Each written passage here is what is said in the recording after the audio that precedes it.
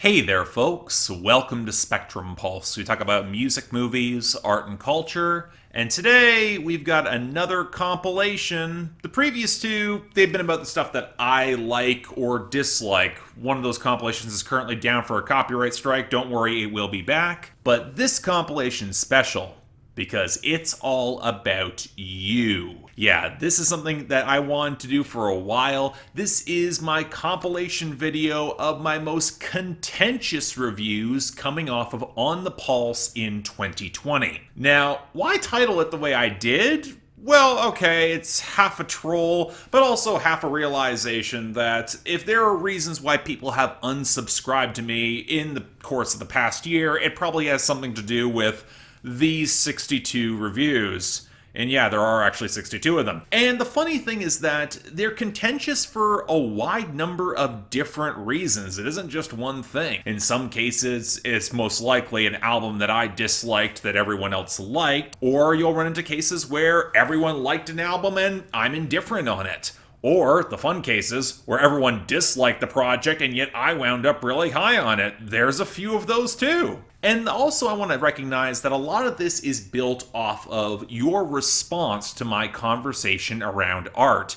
And yeah, of course that can be a little bit heated and contentious. Given my presentation style, I kind of had to come to expect it, even if I do feel sometimes the emotions can be misaligned in terms of focus on me instead of what I'm actually trying to say. But going beyond that, that's a learning and growing experience, and I'll admit I got plenty to do in that department as well. And I also want to say that if you do choose to unsubscribe, I get it at this specific point. I might be tempting fate a little bit with that title, I will say that. But one of the reasons I wanted to bring all of these reviews together in one specific place is to highlight that ultimately, this is about the conversation, the discourse, the sharing of art, and trying to drill down into opinions that might be standing outside of the norm, but opinions that I can confidently call my own. None of these were trolls, none of these were put-ons, none of these were exaggerated for effect. This is what I believe about the albums that I covered. And I know it would be both simultaneously way easier if I wanted to be hopelessly contrarian, or just fall in line and praise what a lot of other people do, but I walk a lonely road, might be the only one I've ever known. And before we continue on with this Green Day reference, let's get to the list. Next up, from Halsey, Manic.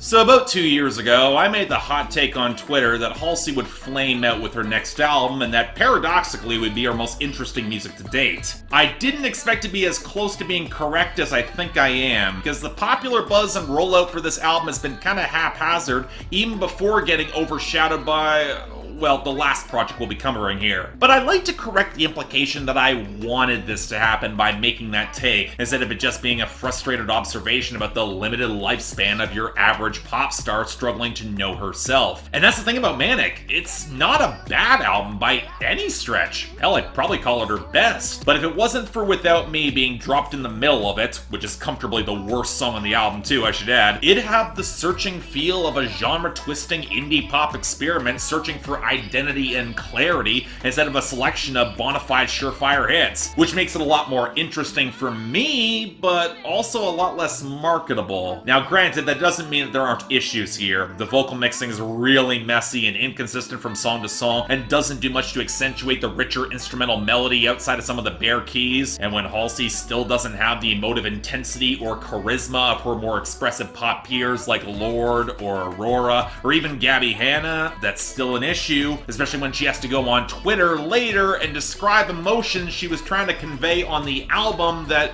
don't come through in her performance. And the album's arc's a lot more tenuous and scattered, both thematically and in how it throws itself across different genres with a lot of mixed results. You can reference Eternal Sunshine of the Spotless Mind, but from 2014 Sold Out by Jhené Aiko is nothing to worry about here. I'd argue a major factor is how much her producers, her co-writers, and even her guest stars leave such an imprint that can actually overshadow hers. The tropical cadence that's unmistakable on Still Learning, it screams claims of Ed Sheeran, which is frustrating for a cut that's all about self-love, and both Alanis Morissette and Suga from BTS kind of take over their interludes. But it actually runs deeper. For as much as Halsey ends the album honestly just wanting to search and wanting to break free of writing about relationships, they all still cast long shadows.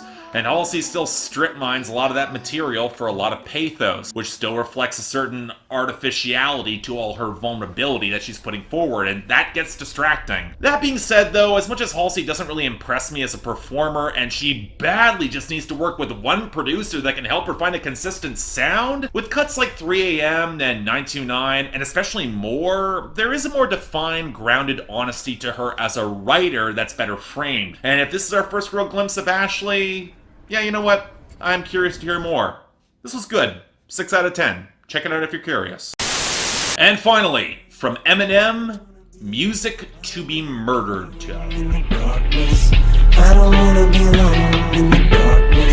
You know, I said on Twitter that even as a longtime Eminem fan, I would have been comfortable with Joe Budden ending M's career at any time now. And then I heard Joe Budden's podcast, where you can tell he's still a little bothered by some of the passing jibes, but in essence, he's moved on. Oh, it's M who has been stewing in bitterness and frustration at the haters as the flows will get faster and less coherent. The filler bars and the horrible punchlines. They already make this hour-plus album full of clunky drums, auto-tune concessions to modernity, and inconsistent vocal mastering a real chore. And songs like Marsh are absolutely that. But it's the change in ideology and subtext that just kills any replay value for me. It's got the feeling of watching a politically insightful comedian right after a social media backlash, rightful or not, where the majority of the jokes in the set are just an extended rant on that backlash, and when they're not, because that's where his mind is, the jokes just kind of suck. I think there'll be some overlap between the audience that gets off on that and this Eminem album, but what's so disappointing is that M used to hold up a mirror to that audience and seriously challenge that perspective, not give them, and by extension himself, a pass. And it's a single darkness that actually really proved it for me. Spoken from the interweaving perspective of a man who shoots up a concert and someone who's overdosing on pills and alcohol, that same sort of performer, but where in the past it was often a point surrounding artistic suicide, here M says we can't know the rationale of those mass shooters, those who will self-destruct and hurt others. Except we do.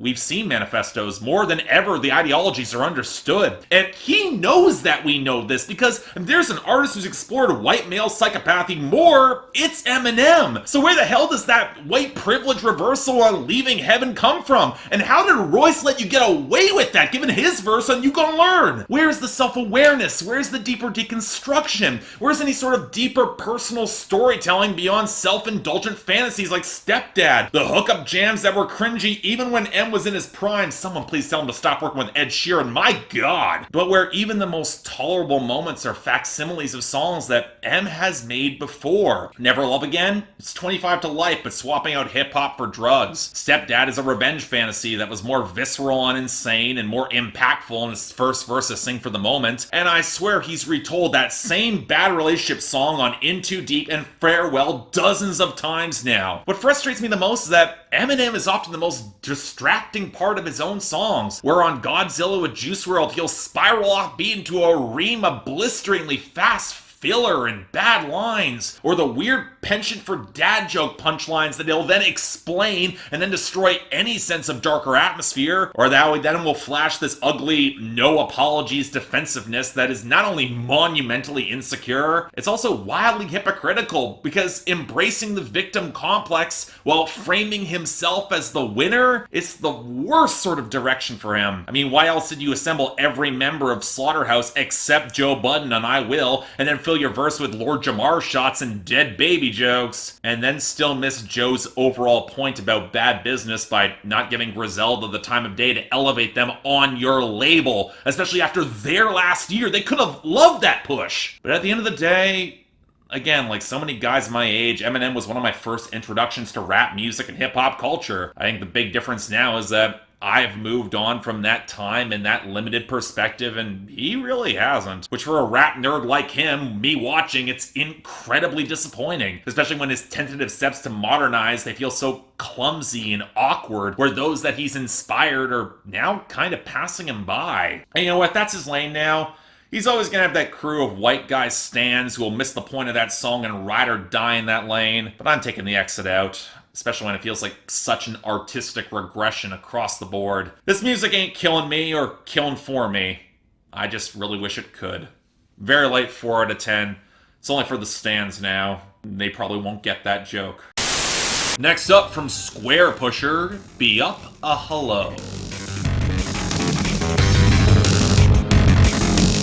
So, in preparation for covering this new release from a near legend in electronic music, a pioneer in experimental drum and bass and IDM, I did the deep dive of going through as many of his classics and stretches of weirdness as I could, and I won't deny that his free jazz influenced sputters of blurry breakbeats, blaring synth, and remarkably textured percussion can sound kind of intriguing and potent. Unfortunately, it's a potency that rarely clicks for me as deeply as a peer like Aphex Twin outside of specific projects like Music's Rotted One Note, and especially Ultra Visitor, probably my favorite of the projects. Now, part of this is a lack of structured melodic progression to really grapple with and stick with me. Part of it is the fidgety desire to drill into freeform, virtuoso playing that can start to drag, and part of it comes with the feeling that once you know Squarepusher's tricks, the frenetic warping just doesn't impress you in the same way. Now, granted, he can still surprise me. That EDM-adjacent experiment in 2015 springs to mind. That was actually surprisingly good, but surprise doesn't always translate to quality, and thus this new solo release 5 years later, well, credit to Squarepusher for embracing more melodies opposite all the synth gurgle and breakbeats, but along the way, a lot of the free jazz flair, the funk, and the sense of atmosphere seems to be thrown out, and even then, it feels like a Squarepusher album that's not all that enthralling. It's kind of flashy, and Terminal Slam is a late album surprise in a great way, especially when all that glitch will pile up, and I do like that, but eventually you'll start asking what all the overexposed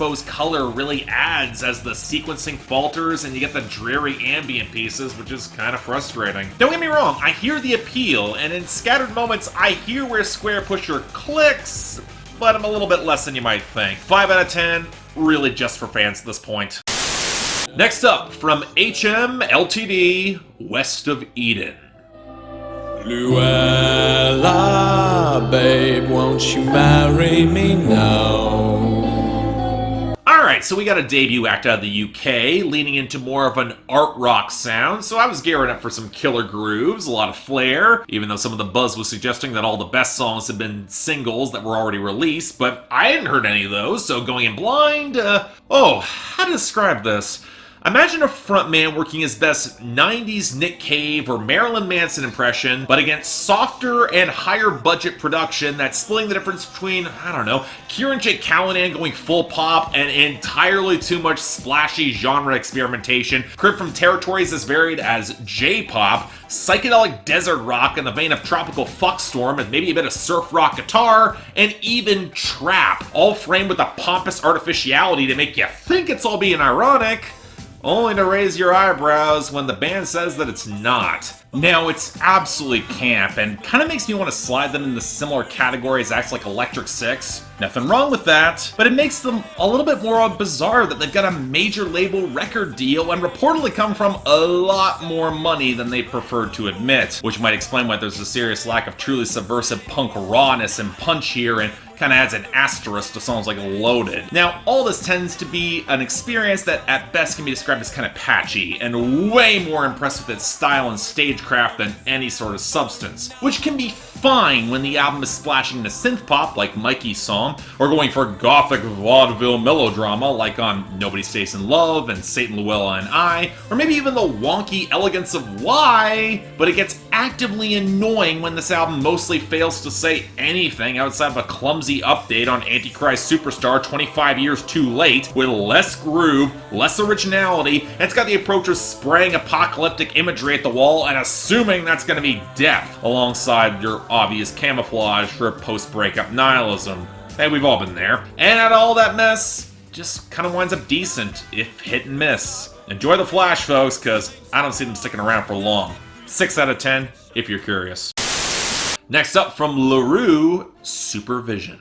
And I believe in you, gullible fool. It feels feels kind of weird that it's been about 6 years since we got the last Roux album, but when you discover and remember that producer Ben Langmaid departed the duo before Trouble in Paradise's release, despite having some production credits, it left open the question surrounding where the hell Ellie Jackson would take this, reuniting with producer Dan Carey, now on an indie label. And what we got... sadly, not much of anything. Honestly, I'm a little bit shocked how small and rather cheap this album sounds, with damn near the same watery relic of the electric guitar imported from early 80s new wave. And while Ellie Jackson still sounds fine enough with a lot of multi-tracking against it, the grooves are just painfully underweight in the percussion and bass, and the lack of greater variance in tempo or melodic structure or tone really makes these 8 songs run together, and they already run long. That's where we get the rinky-dink keys and organ that only really work in the hints of atmosphere around the closing ballad. Now, this would be where I would run to the writing to find something that would stick out, but unfortunately, the somewhat coy push-pull of the album's relationship flirting feels weirdly less attractive against this production. It's kind of a shame, as Ellie Jackson's voice, it really is the best part of this album, but a lot of the writing feels oblique enough to attract my interest, but without much in the way of real payoff or punch or originality. Now, there is a part of me that really wants to like this and be generous. It is still catchy if you can get into these sounds. It's clearly trying to make the best of the limited budget and resources. I've been there. And it's at least consistent in the mood, but if this is a backwards looking shell of what Roux used to be, I just have little no reason to return to a rather undercooked sound. Light 5 out of 10, just not a lot here. Next up from Loathe, I Let It In, and it took everything.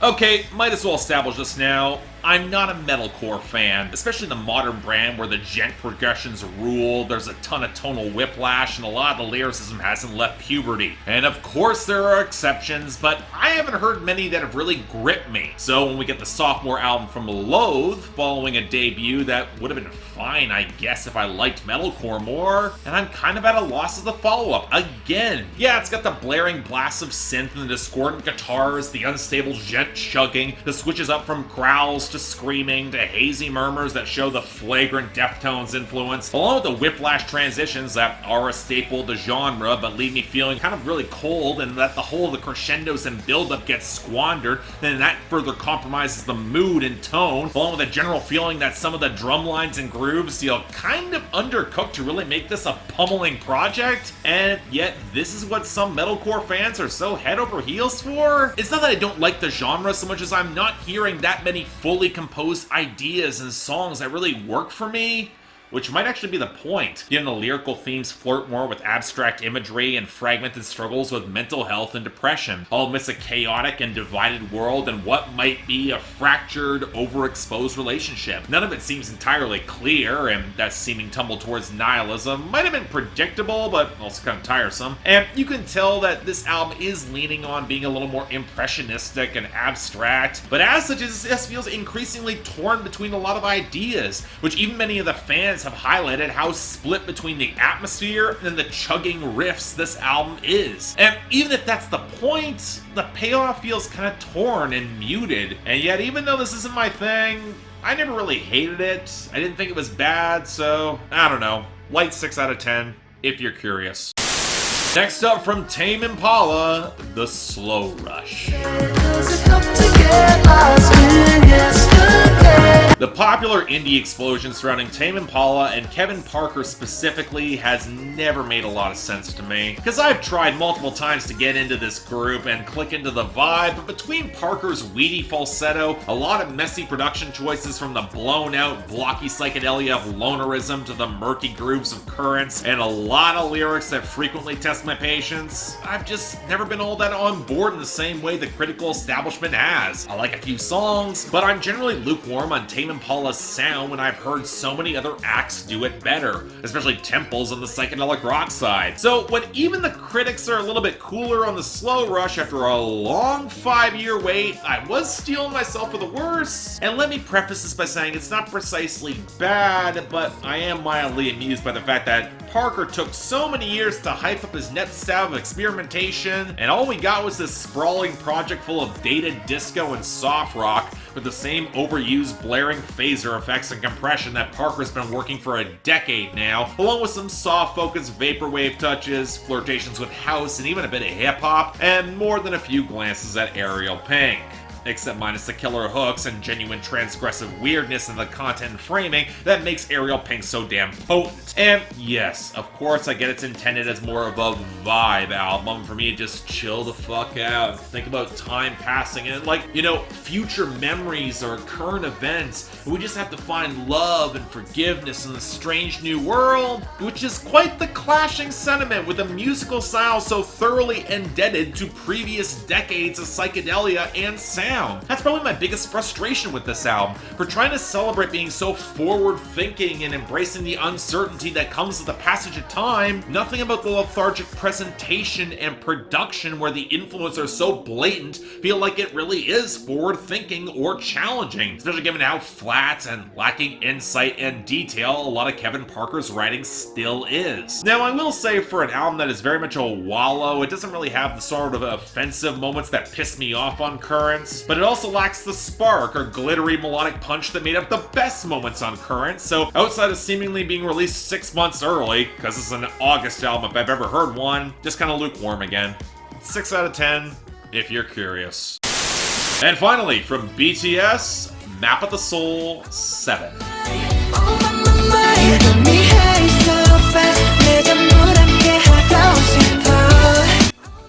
I mean, it was gonna happen sooner or later. So, BTS, K-pop group, they've been breaking records worldwide with their overstuffed genre-breaking projects, and I might as well say that ever since I've been covering them on Billboard Breakdown, that I've always been kind of lukewarm on the group that tries to do way too much decently, then apply focus to excel. Kind of a shame too, because when they lock into some of that loose pop, rap, R&B fusion, with a little bit more of a J-pop flair, it's actually kind of up my alley, which is why I actually do like some of their Japanese projects, but they're rarely focused enough to lock into that, especially when the production and groove quality still feels shockingly inconsistent for a group of their status. And yes, it was absolutely worrisome to note that so many songs from Map of the Soul Persona were tacked onto the front end of this. Now, mostly they're here to inflate the streaming numbers, but they're also comfortably some of the most potent songs on a project that is bloated, messy, and flailing for any sort of unique instrumental direction or identity, and including the sort of clunky auto-tune and oversold trap melodrama that can only serve to leech away from what BTS can do well. And I can't stress how much of this album is hampered by that vocal production, either through the compression or the auto-tune, because when you have singers that rely on smooth presence, and a lot of rappers that rely on organic intensity, when that organic introspection is even key to the album's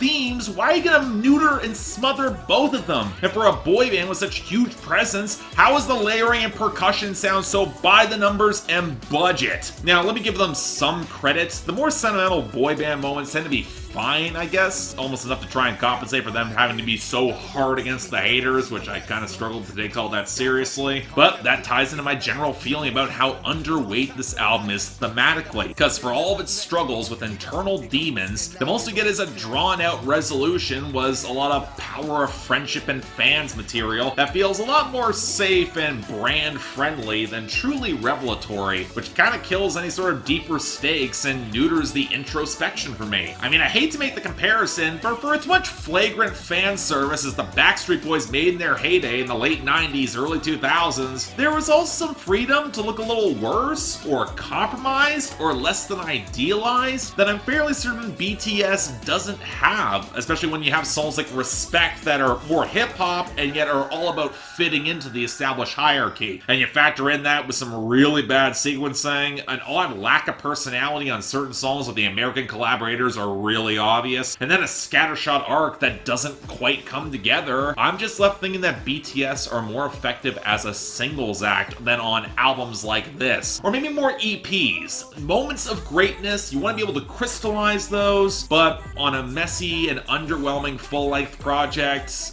this is not their best. Strong 5 out of 10, it will certainly satisfy the fans, but they've done better, and I think y'all know that too. And finally, from Lil Uzi Vert, Eternal Atake. Two doors, yeah, that's the Mercedes one. I stay with the baddest, I'm counting cabbage while making my lady come. This album actually got added to my schedule last time it was open.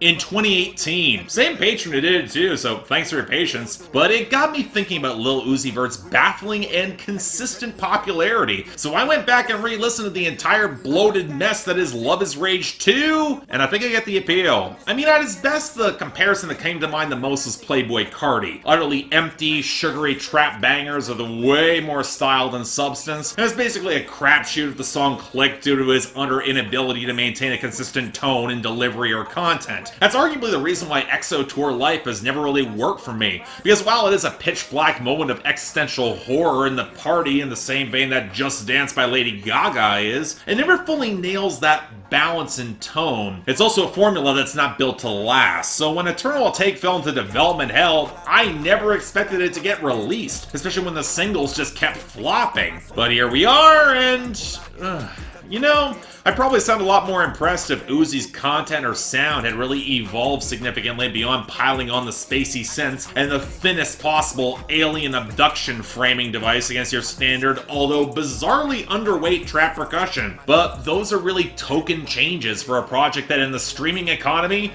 other artists would churn out within 6 months. And when you open up your album with a cut that might as well be a Future ripoff, and then spend your album delivering Lil Wayne riffs with less wordplay and more brand names, I'm just left consistently underwhelmed. That's before the album proper ends with P2, a flagrant attempt to remix the success of EXO Tour Life and highlight just how empty of new ideas this album really is. And since this album doesn't have much variation in concept, or really the sound, all the excess and flash just gets really one-dimensional really fast. And that doesn't have to be a bad thing. Look at Lil Jon or Andrew WK. It's both shallow music, it's one-dimensional, but the common lesson that none of these acts learned is that you need brevity to provide some focus. Ergo, this should have been a half hour at most. And it's not like Lil Uzi Vert is a great rapper to even be the best at this one thing. He slides out the beat, his flows are unoriginal, his vocal inflections are really flat and overexposed in the mix. He's not really a likable presence given his attitudes towards everyone, especially women, not even touching the lines about turning gay girls straight on a song right after Sid guest starred. And as there is so many embarrassing lines. Alright, look, he really is the definition of someone who has kept a lot of cultural longevity, more on scarcity of his product and image rather than the actual content. And maybe I'm just not enough of a hype beast to get on board, but yeah, sorry.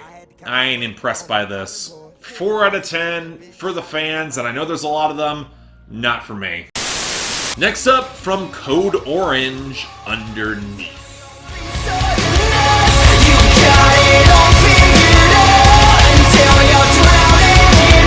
So, remember a few weeks back when I covered Loathe and said that I don't have the deepest level of familiarity with metalcore? Well, going into Code Orange reminded me of just how close the genre could fall into outright howling nightmare fuel, leaping into the conversation in a big way with Forever in early 2017. Now, granted, some of that was inevitable when you get Kurt Ballou of Converge to produce it, but what made Forever so viscerally potent, even as somebody who doesn't really love this genre and knew of some of the demolition of corporate mainstream rock was kind of out the window given they signed a Roadrunner, but they were just uncompromising and visceral enough to make you think it was believable or possible. Yeah, some of it was just hyper aggro posturing, but when it was just catchy enough to stick because they could write good melodies, it showed a lot of promise, especially with the commitment to some real creeping dread and some of the jagged atmosphere. So obviously the next thing to do is to replace Kurt Ballou with Nick Raskulinecz, who was responsible for some of the most flatly produced and underwhelming mainstream rock and metal of the past decade. And I hate to be the one to say it, but losing some of that suffocating atmosphere and thicker low end does hurt Code Orange here. The guitars are flatter, the oily industrial and power electronics textures they hit more bluntly can honestly sound a little bit dated, especially if you remember the late 90s, and the jagged blasts of squealing noise and clanking percussion amid some of the breakdowns, they're slowly becoming more of a crutch of uniqueness for a band getting subsumed into more radio-friendly metalcore, which is kind of a shame, because that's the sort of metalcore that's never really been my thing. And look, I get that Code Orange, they've never been subtle per se, but it reminds me a lot of the shift to beefier, blunter tactics that characterized Nine Inch Nails shifting from the downward spiral to the fragile,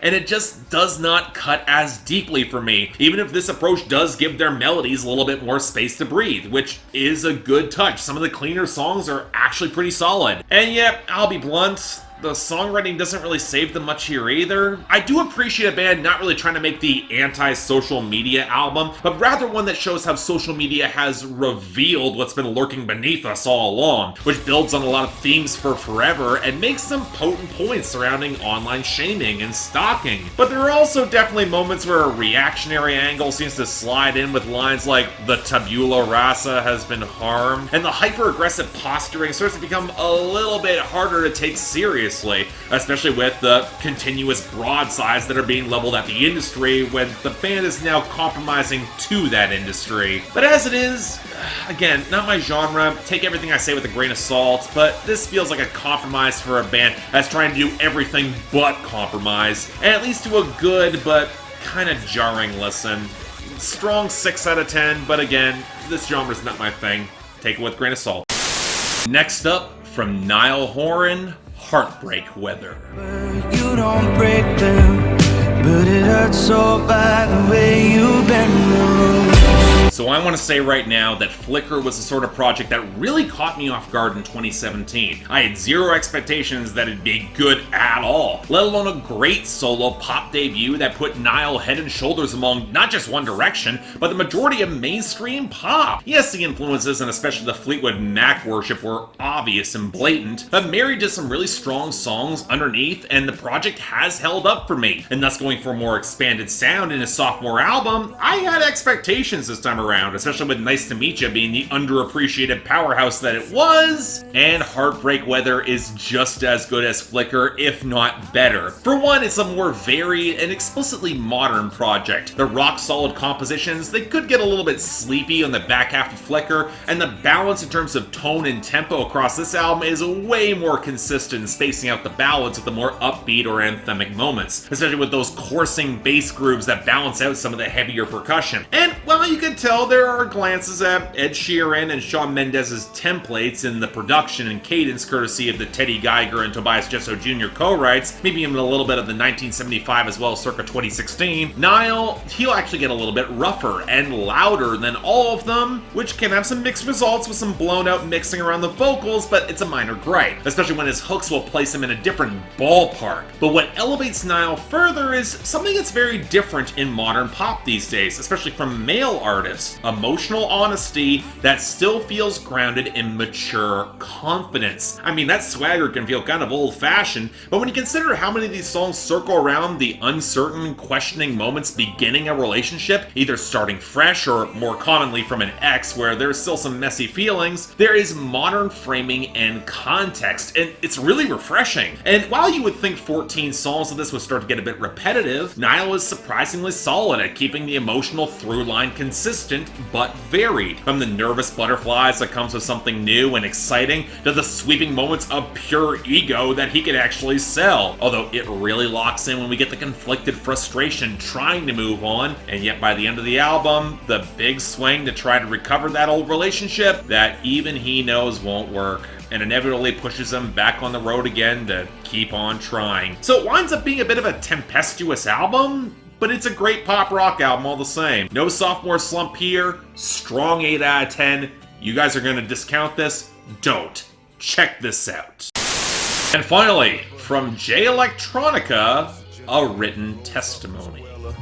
Tall, dark, and decked out in customary regalia, smelling like paraphernalia, hailing from the home of Mahalia. I feel it is very important for me to say this right out of the gate. Even if I had bought into the hype, there was no way in hell that a J Electronica album could have ever matched expectations. It's kind of like Tool and Fear Inoculum, except Tool actually had significant bodies of work, whereas J Electronica has had scattered singles and a few EPs, all of which showed tremendous promise that has allowed fans to keep the hope alive and his name in the conversation for over a decade. But now that we've finally got a full-length album, seemingly muscled into shape by Jay-Z choraling a wayward artist who sounds like he'd rather be doing anything else, does it really match any of the hype? Or even rise to the standards of the best cuts that J Electronica has actually put out? No.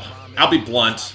this is mediocre. It's coasting on ego and hype and presumptions of genius that get very thin very fast. And any attempt to be self-aware about it is revealing the worst possible arrogance from both J's here. Yes, J Electronica, part of releasing art to the public means you get criticized for it. And it leaves me instantly suspicious when the album switches to increasingly hollow bragging or Nation of Islam inside jargon, often non-English, which feels very much intended to keep up the aura and mystique which the content, once you translate it, doesn't really support, especially when it comes with a healthy dose of anti-Semitism and pro-Michael Jackson conspiracy theories. I mean, it's not surprising that Jay-Z fares better, although I'm not sure he could have picked a worse time to double down on the uber-capitalist side of his persona and intending to continue to make excuses surrounding his behavior with the NFL, but then we gotta get to the music and the execution, and there's so many baffling missteps here, it's hard to know where even to start. Why is the vocal mixing of two rap icons so shoddy from song to song? And why'd they include a single released in 2010 with a timbre and structure that barely fits? And on the topic of not fitting in at all, why is Travis Scott here at all doing a James Blake impression? Especially when you're gonna get James Blake himself on the project later on? And what's frustrating is that going more lo-fi here doesn't sound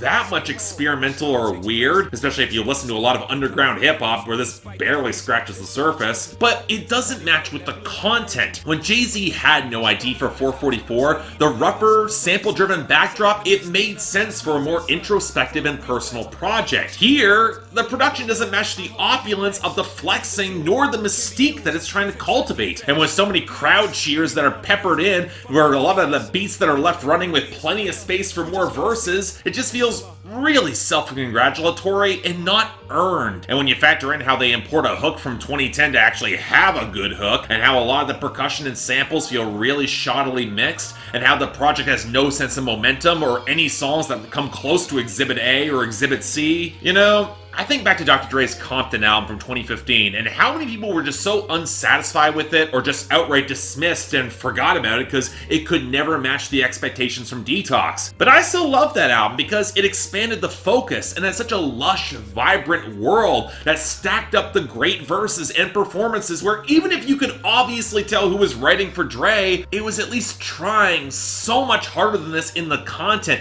People seemed to care. This, I'm sorry, it's not even close. Even if I do think that hazy moment of melancholy at the end, kind of well executed, but that doesn't save it.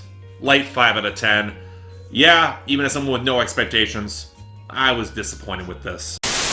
Next up from Conan Gray, Kid Krow. Drive you mad that I'm such a stalker, a watcher, a psychopath. This is probably the most requested album I've gotten across social media in recent memory, and I'll admit to being a little shocked by that. For those of you who don't know, he was a vlogger, but also a pretty serious musician in his own right. He's opened for Panic at the Disco, he's built a following and a pretty rabid fan base, so I was hoping this would be a short but interesting debut, and look, I'm not at all that impressed. What it reminds me of is a weird mishmash of 80s inspired and quasi-theatrical Gen Z pop, some of Billie Eilish's cadences and hushed delivery, and a lingering whiff of the fuckboy rap, minus the actual rapping. Now, part of this is just an immediate distaste for this guy's voice, a very willowy timbre that just doesn't have much intensity, made all the more blatant when he's expected to sell more loud, dramatic moments, and he's mixed in with a filter in a way to disguise how he really can't do it. But it also comes to some of the content. He's not really an active participant in most of his stories, and when he is, he's not all that likable. There's a petulance that creeps through that just sets my teeth on edge. His responses to exes potentially spreading lies about him or acting crazy, he takes the high ground, and then he doubles down on the very same pettiness. And when you've got an album with so much of that, the sourness not conveyed well, it becomes a big problem. It's not the petty melodrama in and of itself, but how it's delivered for me. And while I've got issues with the production too, for the bedroom pop formula, it's pretty far from subtle or textured, while still having a lot of sloppy and cheap sounding percussion, and the bass presence is really inconsistent. By the time we get to the song Affluenza though, where the framing is less calling out the bullshit of that term and more playing sympathetic to the overprivileged rich Hollywood kids, no, I'm tapping out hard. Little League song was kinda cute though. This is a 4 out of 10, can't recommend it. And finally, from The Weeknd, After Hours.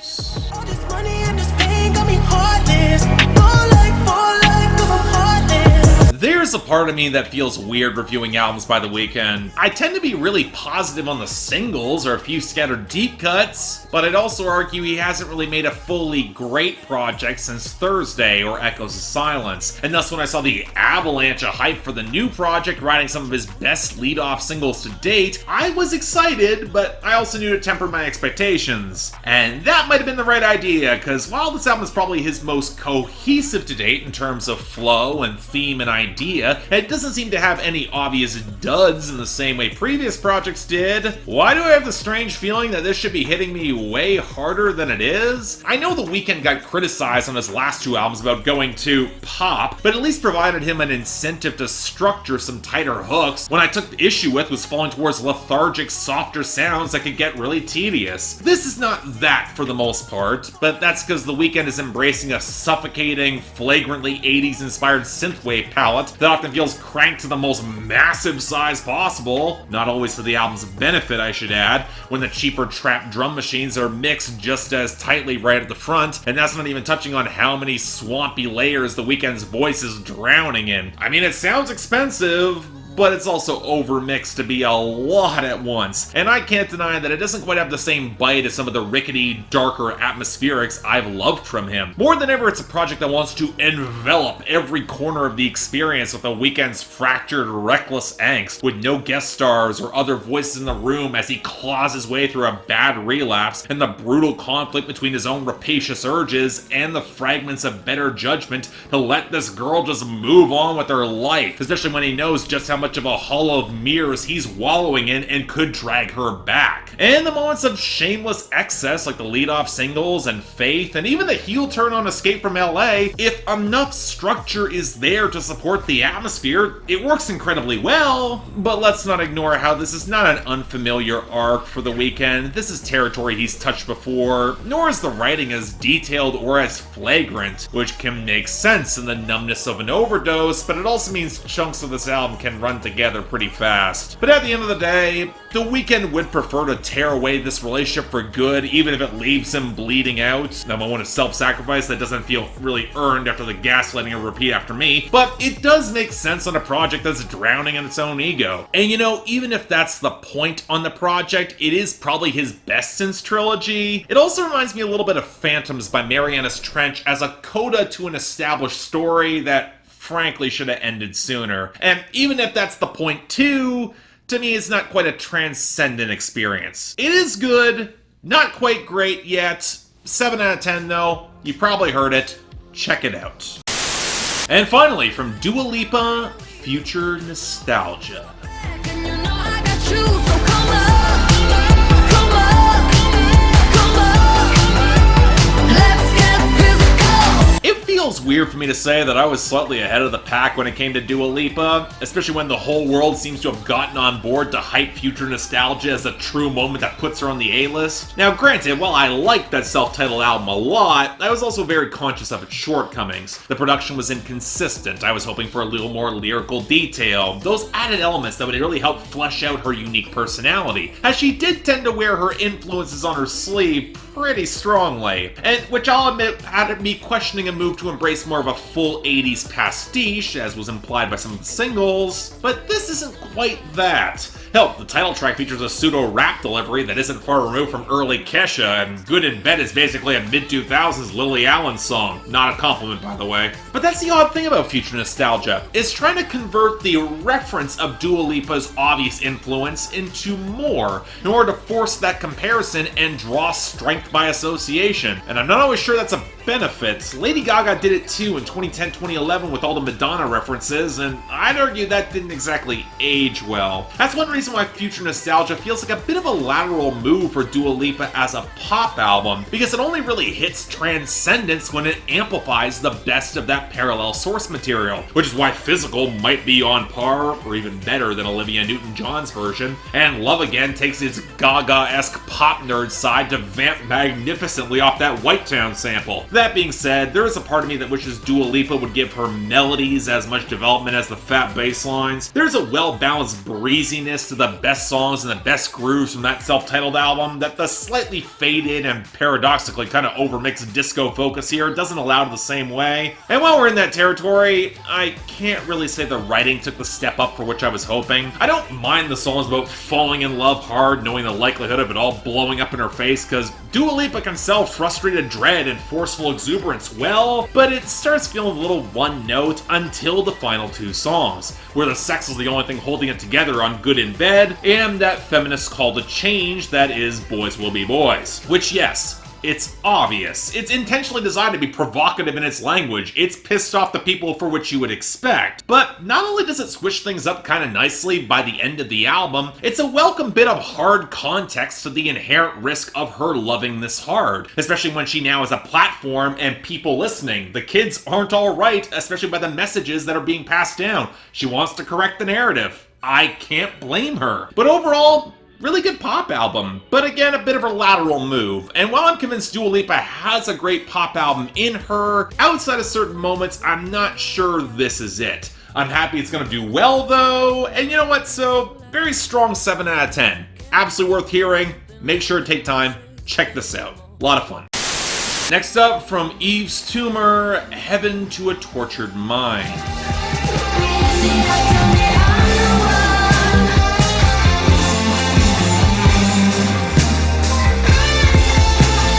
I'd argue it's not really a good sign when I brought this album up with a few friends and they said that they liked it, but it had a whiff of critic bait around it. The sort of material that might seem challenging or thought-provoking on the surface, given the pretensions and all the genre blending, especially in the grab bag approach to electronics and then pulling from alternative rock, until you realize that the individual elements mashed together don't quite click and lead to something that's a bit less impactful than the sum of its parts. And thus I wasn't really surprised to hear that Yves Tumor was doubling down on the bombastic rock and even a little bit of soul side to even more critical acclaim, and man, I wish I was remotely impressed by this. The first obvious parallel might actually be to some of the thicker psychedelic soul cuts from the Childish Gambino Awaken My Love from 2016, but the roots of the sound is much older, linked to the swampier, obscure experimentation that exploded out of the late 60s and early 70s, as well as some very obvious Prince inspirations in the integration of more sultry rock touches. And you know what, I do remember saying that the cleaner production and mixing off of Awaken My Love did hold it back from nailing some of this atmosphere. Yves Tumor seems to have drilled into that bassy murk and piled on the blaring synth phasers, the echoing effects, and the faded mono pickups to spiral around the wiry guitar in a way that kind of reminds me more of Ariel Pink than Sly and the Family Stone, all of which I would have no problem with if the album had remembered to grab some of Pink's underrated melodies or hooks, or found a way to make Yves Tumor's voice work at all. I hate to say it, again, but it remains by far the most grating part of this work.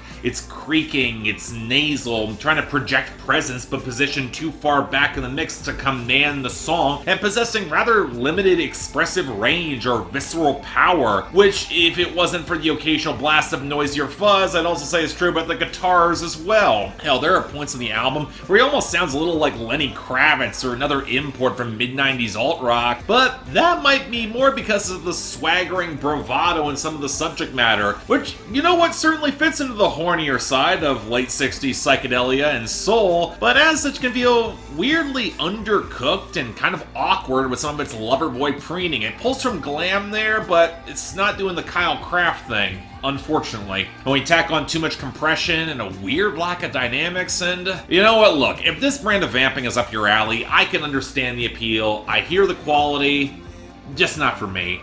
5 out of 10, only if you're curious. Next up, from Laura Marling, Song for Our Daughter. Don't want to let you down. Get lost in the crowd. So Recently, I went back to re-listen to Laura Marling's entire back catalog, and while I still love I Speak Because I Can and Once I Was an Eagle, there is a certain niche appeal to those projects outside of their more immediate moments. I need to be in a very specific mood to absorb the layered writing and very low-key delivery. Bizarrely enough, the greater sense of charged immediacy and better hooks on the best songs of a short movie, that's pulled me back more to that album than I thought they would, and more than the generally tasteful, cerebral, and really beautiful high points in Semper Femina. And thus, when out of nowhere Laura Marling announced she was moving up the date for her newest album, which was produced by her former longtime producer Ethan Johns and returning to the stripped-back tones that she nailed at her peak, I'll admit, I was more excited than I expected to be for a new Laura Marling album, especially when the rave reviews started pouring in, and man, I really wish I was excited as all the other critics are for this, because while this is quite good, I would struggle to call it great, and it's kind of tough to pin down why, but I think a lot of it comes down to mood and texture, as both I Speak Because I Can and Once I Was an Eagle, they had some distinctive darker passages and real rough edges that tempered the frankness of her writing and some of her delivery. Song for a Daughter is far smoother and a lot more liquid in its pickups, and even Marling's delivery has softened a bit. It's cleaner and brighter, and I'm sure can feel reassuring, especially given the subject matter and the current times, but at the same time it runs the risk of feeling a little tepid and not particularly memorable, especially as Marling has fewer moments where her delivery gets more curt and sardonic, which is entirely up my alley. But really, when you dig into the content, it's not surprising. Marling's been writing a selection of relatively bare, intimate songs for an imaginary daughter she might have, building on the frustrating complexities of being a woman in the modern world, with a world-weary maturity and wisdom that's certainly well-formed and empathetic. She's giving out a lot of really solid advice. Even for a lot of the men who are in her orbit, she feels some degree of sympathy. There is some shades to gray to this framing, but there's also a domesticity to this album for which I don't really connect with it. Reminds me of similar cuts from Laurie McKenna, which speaks of parental experiences and emotions I just haven't really had yet. Laura Marling hasn't had them yet, but she does stay in that lane well. And thus, when you combine that with delivery and production that I don't quite love, just kind of lukewarm. It's a solid 7 out of 10. Good, not great. And finally, from The Strokes, the new Abnormal.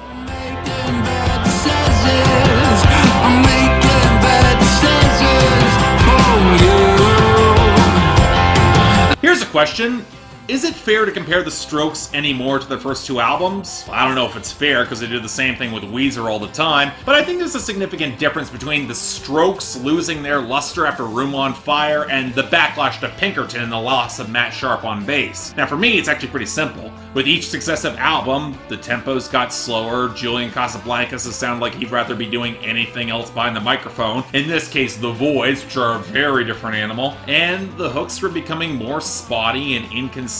With that happening, the band tried to plug the gaps with genre experimentation and some very obvious callbacks to classic songs that had very mixed results. Now that being said, the albums are still decent. I'm one of the few who actually stick up for some of the bizarre tangents on Come Down Machine, because at least 50-50 kicks a lot of ass. And outside of Casablancas' falsetto, I thought the experimentation landed there, which is more than I can say for how sour and tinny it all sounded on angles, even if it's probably a more consistent project. Although, hell, back in 2013, I was with everyone else calling Come Down Machine their worst album, and I've fluctuated all over the damn map ever since. That being said, Julian Casablancas has proclaimed this new album as a hard, fresh start, and wow, Casablancas, can you sound like you care at all on this album? Yes, his falsetto has gotten better, not saying much, but his delivery is half-hearted and lacking intensity or tightness even before the auto-tune slides in, which, yes, can work if you're a great lyricist or you can vamp effectively as a magnetic personality, and this is where I'm on the outside in comparison with a lot of fans, because I've never really bought into either. He's always struck me as barely holding together the rock star pose,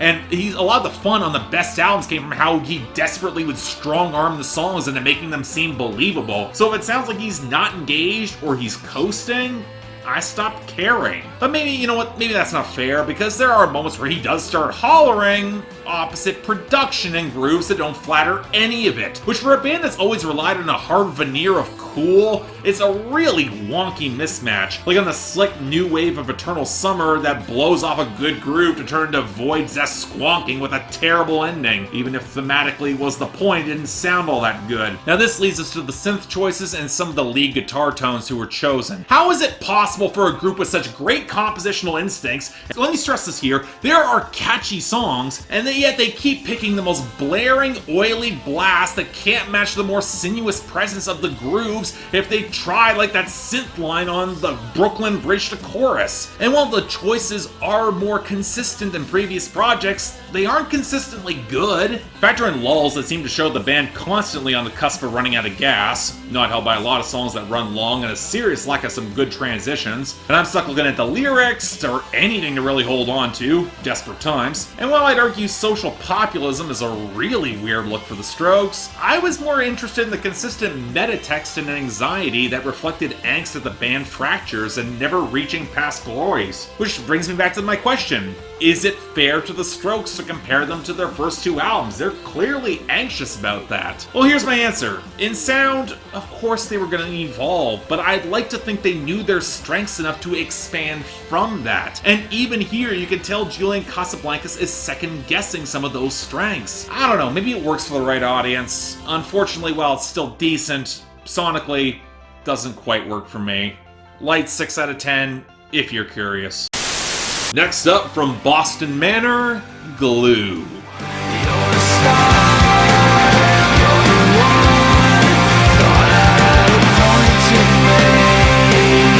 I find it a little bit odd to say that my entry point for Boston Manor was actually seeing them live at Sonic Temple last year. I was roughly familiar with a couple of songs, but the first time the band really impressed me was their aggressive live performance and what seemed like some really strong hooks and delivery. And man, I wish the albums came even close to delivering that same level of intensity. Now, I'm absolutely a fan of the band getting darker and slower, a little nastier, and taking more stabs towards post-hardcore or even alternative rock or grunge on Welcome to the Neighborhood, but the more listens I gave it, the more the overproduction stood out in a really unflattering way. A lot of blurry atmospherics, keyboard touches, and vocal layering that didn't flatter the attempts at heavier darkness. But hey, I was willing to give them the benefit of the doubt, call it a more transitional moment. And yet Glue isn't so much a landing so much as a faster amplification of many of the little frustrations I had with that last album. For one, the egregious overproduction of the guitars, the integration of drum machines, and some of the blown out mix has only gotten worse. It almost reminds me a little of the same sort of gummy power electronics touches that Code Orange uses on occasion, only flatter and clunkier and without the gravity or expansive mix to sound nearly as menacing as they're trying. In other words, like Code Orange's last album, especially when the drum mixing is so damn muddy across this project in comparison with some bass lines that actually had some real crunch. Which is a shame, because this album has some strong hooks and chugging bass lines, and Henry Cox is one hell of a frontman, which makes you think that the electronics are more of a feature driven to emulate the similar gray, down-tuned dystopian rock, which if you look at the lyrics, that makes sense, but there's also a weird, self-consuming tension in the writing that kind of undercuts it. I get the moments of second guessing and genuine angst and depression where they grapple with some of their own vices, especially how giving into that system can fly at cross purposes to any revolution that they might be striving for, but is probably easier. The late 90s throwback in Plasticine Dreams, great example of that. But as a whole, the rage feels kind of directionless and unfocused, more about satiating some personal demons rather than attacking that monolithic system, which yes, can seem like the point at some spots, but when combined with the songs that are obviously speaking from the anti-revolutionary, fall-in line POV, it just becomes a swirling morass that kind of undercuts itself and doesn't quite hold together. Ironically, the album might set out to test its glue, but paradoxically might succeed a little bit too well across the board, tearing itself apart. Shame the music kind of suffered as a result, so 6 out of 10, if you're curious. Next up from Jojo, Good to Know.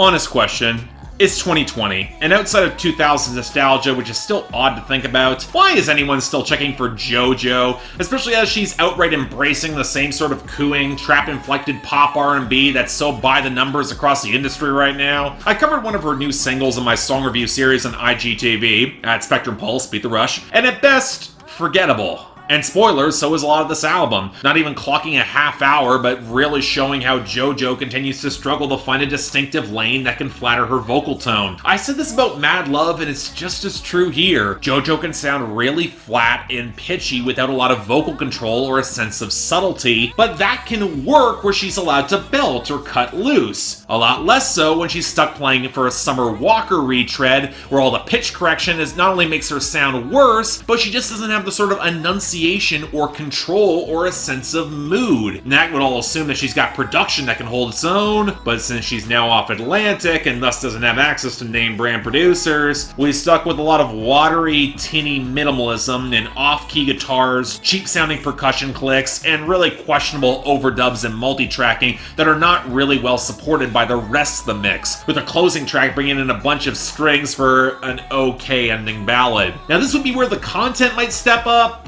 and it falls into two categories: the underwritten sex jams and some actually somewhat decent post-relationship tunes like Think About You, and the album highlights Small Things. And when you know she can play into that melodrama, Jojo can get some decent moments. On the other hand, when she's stuck opposite Tory Lanez or making a hangover song that's as much of a headache, the results are a lot weaker. Really, the comparison that sprung most to mind is a lot of rejected Tinashe songs. A few okay moments, but not all that distinct or flavorful in pop R&B, and while parts of this album keep it above a failure, only barely. So, light 5 out of 10. Next up from Hayley Williams, Petals for Armor. Gotta simmer down. I'm not sure there's an easy way for me to approach this new album. The first solo project compiled from EPs that Hayley Williams has been releasing the past couple of months. Most because I've always had an odd relationship with Paramore, and it's a bit of a questionable release strategy to drip feed the EPs, which usually is the approach labels take when they're testing an uncertain market and not sure how the album itself will land, or they're just incompetent at their jobs. I mean, certainly from the sound of the initial singles, it sounded like we were getting an interesting fusion of 90s alternative rock and pop with more modern indie touches and electronica, but given how I've been lukewarm on Williams' work with Paramore and solo, I didn't really have much in the way of expectations here. And that was probably the right attitude, because I can't say I cared all that much for it. And again, I hate to bring up the EP release strategy of this, given that it was probably forced on her by the label and she's been defensive about it, but it doesn't remotely help the cohesion and flow of an already scattered and now overlong album.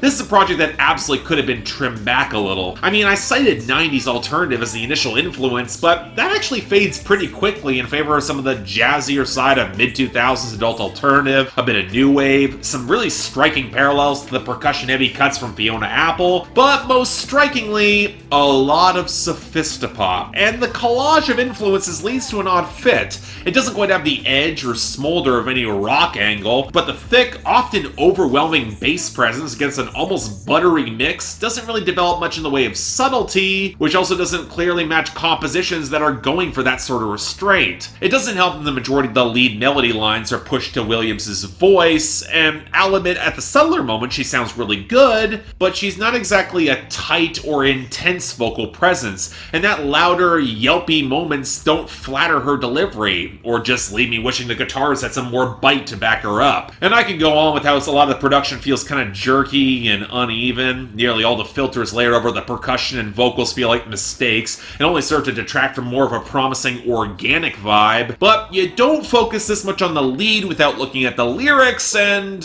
I gotta be honest, I'm not wowed. This has been a consistent issue I've had with Paramore for years now, and how the writing can feel pretty basic and arch, and there's a lot of Paramore still surrounding the release in terms of production and co-writers, but the feel I get here is more that the basic poetry carries a lot more internal weight for the author than was conveyed to the audience. That's not to say there isn't an arc here. This is an album that focuses on a lot of healing and renewal and fighting depression and angst from her divorce and then finding new love. And the symbolism we do get is coaxed through a very soft, feminine lens. The title is pretty on the nose here, and that's okay. But as I said, it can feel a little bit basic at points and kind of underdeveloped if you've not bought into Williams as a performer. I said Fiona Apple, but the more exact parallel might be Choir the Mind by Metric frontwoman Emily Haynes and the Soft Skeleton from 2017, which captured a very similar meditative arc and feel with more robust poetry, better production, hell, even better hooks and melodies. Now that said, for a first-time solo venture, I don't dislike this album, but I'm just kind of lukewarm on it, which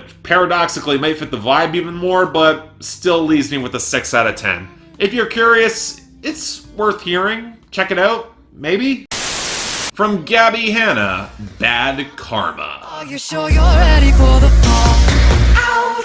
Throwing stones, I think you need to. Talking about Gabbie Hanna on YouTube these days can be kind of awkward for me as a critic because it now comes with the ugly asterisk of her drama, which she's tried to shut down on an expansive and seemingly well-sourced video the evening before she released this, only to continue to make explicit references to it on the EP and in her music videos. I mean, if this was a plan to shut this down entirely and have the final word on what seems to be the arc of the EP, well, it went about as well as anyone would expect when you try to get the last word in the age of video responses and tabloid channels, so I'm not sure it goes away, but is the EP good in the meantime? Well, I think so. Yes and no. Gabbie's always positioned herself as a half step away from the drama when she's not an instigator, and yet a lot of it falls on her anyway, and she doesn't handle it all that well due to near omnipresent self-doubt and depression. It's why most of the EP could be framed as addressing herself as much as any potential target, but juxtaposed with some recent events, it does seem a little more coy and calculated than it really should, and that doesn't really help support her larger sympathies in the emotional arc. Even if I do think her own questions of happiness on the final song, they're pretty sweet in how she eventually allows it for herself. That being said, as much as I like Gabbie Hanna's huskier voice, I do think this project feels a little rushed and slapdash at spots. Songs like Dandelion and Glass House seem to stop abruptly, in the latter case before it could really explode. Some of the vocal layering feels kind of inconsistent in accommodating for Gabbie's full vocal range. There's nothing here that's got the sheer impact of her best songs from the last album, and while this project feels more playful in both light and darkness, which can aid the melodrama, it's often at cross purposes to the heavier moments like Special, which doesn't help the overall tone for a pretty short project. But again, snapshot of a moment than a fully developed album, and I am looking forward to hearing more of that stylistic diversity and more robust tones that she did say was coming. So for what this is, extremely light 7 out of 10, mostly for her fans, but if you want to give her a chance, it's worth it. Next up from Charli XCX, How I'm Feeling Now. You finally understand that maybe this feeling that I found might kill me. Put me in the ground. Am I the only one who feels like we're getting a Charli XCX album earlier than I would expect? I mean, I guess she's always had a quick turnaround time, especially as she slid towards the PC music experimentation, but to have another homegrown project in the works was a little bit startling, even if the best way to consider it would be as a softer, less flashy contemporary to Charli from last year to match the current climate. And that's kind of what we got. Still a lot of the PC music production with the blaring, chrome-plated synths, the distorted vocals, and all the wonky mastering. It's not aiming for the same sort of glorious bombast, and as such, you're not gonna get a song as anthemic as Blame It On Your Love, but it is still just as splashy, futuristic, and grindingly technicolor. And once again, it feels like one of those albums that if I like the PC music approach to synth melodies and mastering, I'd probably get behind this a lot more, because a smaller focus does mean that more of these songs get to rely on a central melody and not blown out dance floor drops. And while I think an opportunity was kind of missed for Charli XCX to juxtapose organic expressiveness with all that flash, she is making her proto-e-girl presence all the more human, especially on this project where she's more bored, restless, missing her friends and family, looking for that party, and trying to find security with her boyfriend even as her own self-doubt rages again. And it's that uncertain humanity that gives the album its core and its best songs. But to repeat a lot of what I've said with Charli XCX in the past, my separation comes with not always getting on board with the PC music textures and the production. And the song that I like the most in this project, I finally understand, it was produced by Palmistry, who's only adjacent to that camp. I don't know, I've not yet been completely won over by a Charli XCX project yet, outside of snippets and isolated songs. And while I do hear melodic growth on this, and I get how well it fits the time and place, again, this will certainly have an audience, I'm just not quite there yet. Still, it's good. 7 out of 10. Check it out. Next up from Jeff Rosenstock, No Dream. When I caught a reflection of you and me.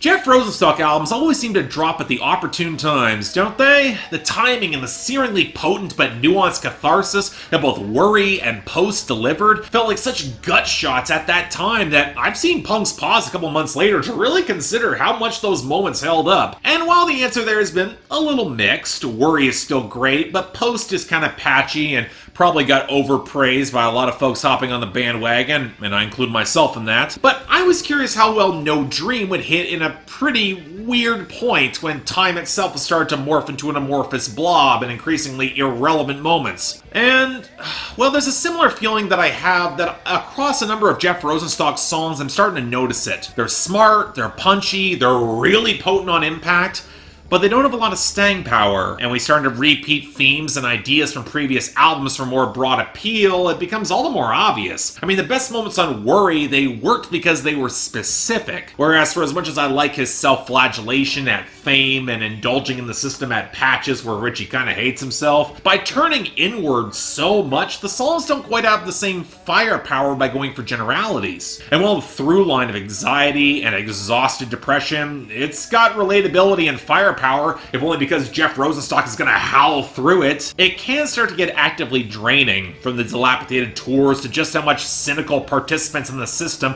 will just pitch real punk rebellion to the side without much in the way of progress or hope. Kind of ironic I'm making it now, but just saying. But alright, fine, it's not particularly nihilistic. That is until we get Old Crap where he says, it's not angst, the world's just fucked. And you know what, at least we get some of the moments that have that slapdash, full-throated presence off of choppy, flattened, grinding riffs. But I can't be the only one who thinks that some of the vocal mixing and acoustic texture tacked onto a lot of blown-out squeals and fuzz is starting to distort from the melodic punch that's always been this band's secret strong suit, especially when the bass grooves aren't quite as defined. I don't know, folks. Jeff Rosenstock is normally an act I can go to for a lot of smart, killer punk rock, and normally I would be all over it, but I'm sorry, this kind of fell flat. Blurring together and regurgitating a lot of themes and ideas we've seen him do before and do better. So, strong 6 out of 10, really wish I liked it more. And finally, from the 1975, Notes on a Conditional Form.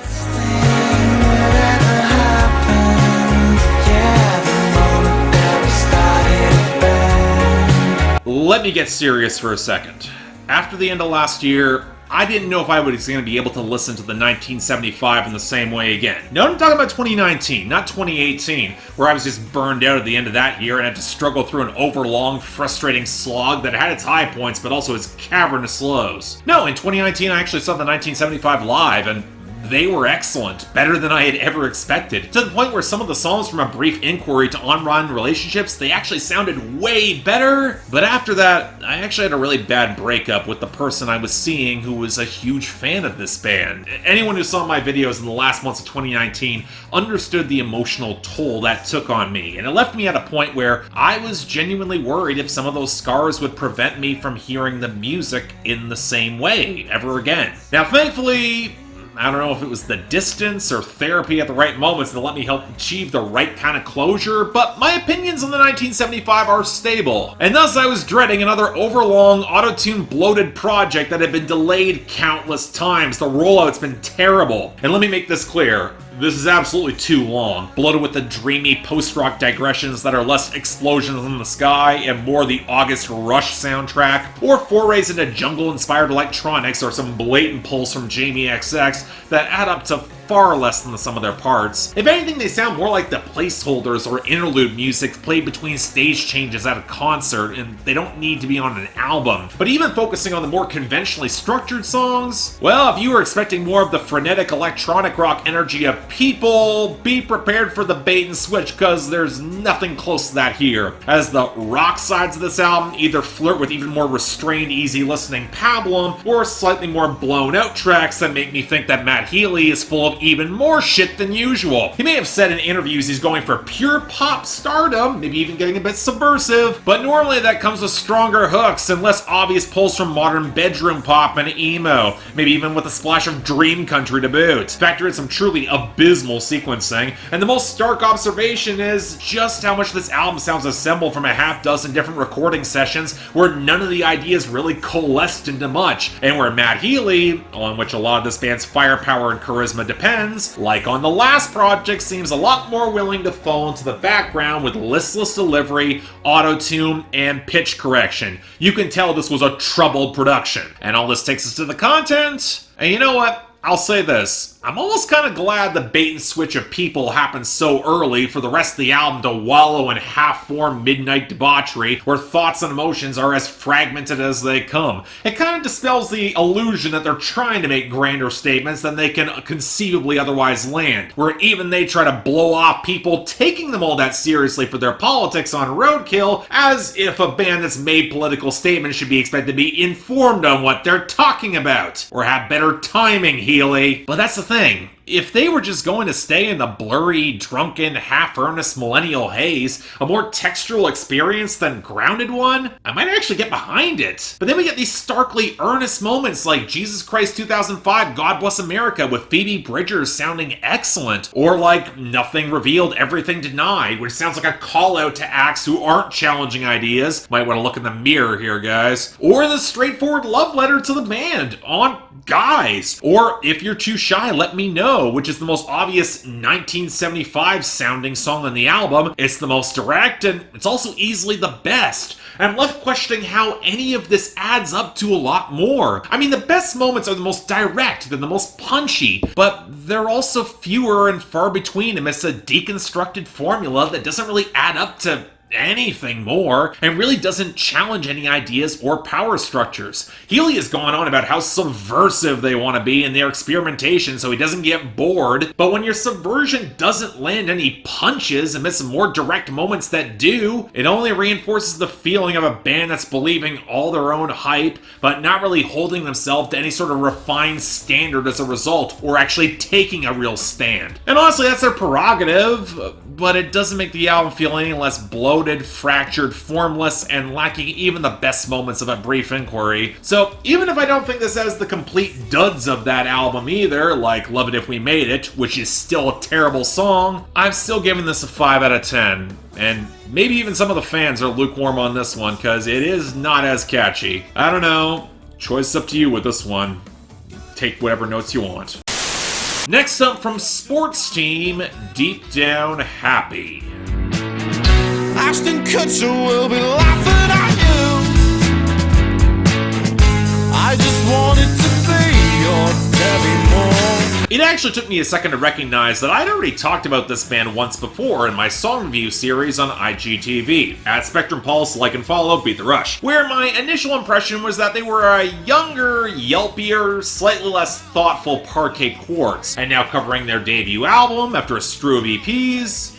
Yeah, that's an impression that certainly sticks under their full-length album, which kind of leaves me feeling underwhelmed and frustrated with this. I mean, for one, as much as the band takes pot shots at other upstarts in their scene that come from a much more privileged background and don't want you to know it, especially HMLTD, about a solid half of this album is ripping on overprivileged ennui, and I will credit them for their sense of detail, but you'd think the production would be a little bit more scrappy or textured, not just cribbing from a cleaner set of tones from the last post-punk revival in the 2000s, or that Parquet Quartz does better, or just on some songs sounding like a complete mess and not in the good way, especially with the drums. But more to that point, as much as I will credit power and precision in making political points, this album is not really populist, and another parallel comes in with some early Arctic Monkeys, and that the sour bitterness that infuses the entire project kind of makes them a bit hard to like. And yes, I get it, this is a British thing when it comes to content, but at least when the Arctic Monkeys were doing it, there was a little bit more scrappy belligerence and much better hooks. Now granted, some of this could have been curtailed or squished up if the band didn't just pull in some redundant older songs from the EPs, but I guess I'll give them some credit for some really great bass lines and at least something of a subtextual wake-up call where the band is aware about how much they're getting propped up, either in their listless relationships or their own relatively stable dissatisfaction, or even just how they need their fans to keep them afloat, which they then will frame as an erectile dysfunction joke, just to give you an idea of what we're working with here. And also on the flip side, there are some ugly guitar tones that really don't have the texture or punch to really amplify some good song construction, some decent hooks, and really good solos. I don't know, it's weird. This is a band that is more polished than I think they might want to be to amplify their message, especially when their influences really are so obvious. And I think that's the root of my frustration. They can make some derivative, but lively and likable music, despite the best efforts of their content.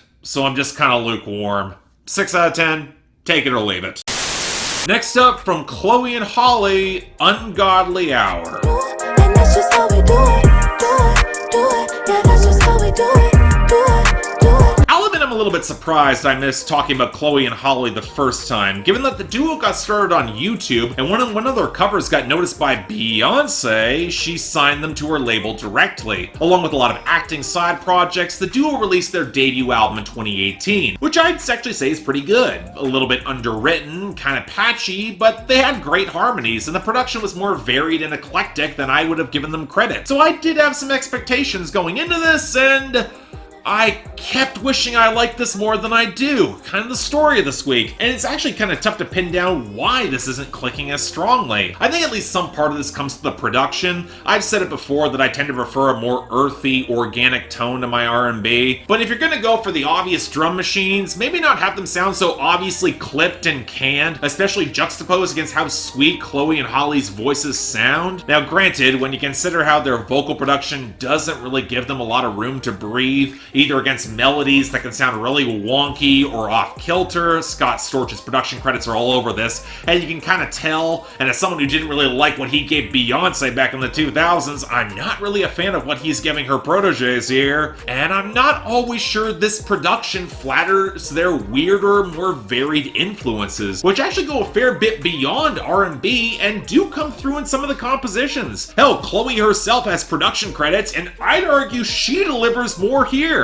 And yet, while we're on the subject of Beyonce's obvious influence, I am actually reminded a fair bit of why I didn't really like a lot of her material in the 2000s, especially when she was leaning into her more capricious side. I mean, it's funny, everyone bags on Jhené Aiko for making toxic ratchet R&B for girls to get high to in their cars, but when your album opens up with "Don't ever ask for permission, ask for forgiveness," right before a pretty unapologetic breakup song where the forgiveness being asked is for going too hard and being too awesome, for this guy being a possible cheater and emotional drain, I mean, you swap out the weed for Cristal and the emotional through line, it's not that far removed. And that would not be a bad thing if I thought the context and the complexity was there, or if the tones adequately supported the vibe. And again, it's kind of patchy. And I also know that this sort of empowerment fantasy across the first half of the album, they are, of course, are not intended for me, and they'll absolutely hit their target audience a little better. Even the flirty murder ballad of Tipsy, which I actually kind of like. That being said, when the album actually gets into the messy relationship complexity on cuts like Don't Make It Harder on Me, or pulling a Reba Linda Davis Does He Love You with Wonder What She Thinks of Me, there's a little bit more meat to the songs, and I like that a lot more. Hell, I can even groove off the more subtle, sensual cuts like the title track, or Lonely, or the funkier vibe of Busy Boy, where they know this guy's a player, but they're still gonna fuck him out of convenience. Again, they're great singers. They can sell this, even if they're stuck opposite Sway Lee, who just cannot bring the same attitude. But as a whole,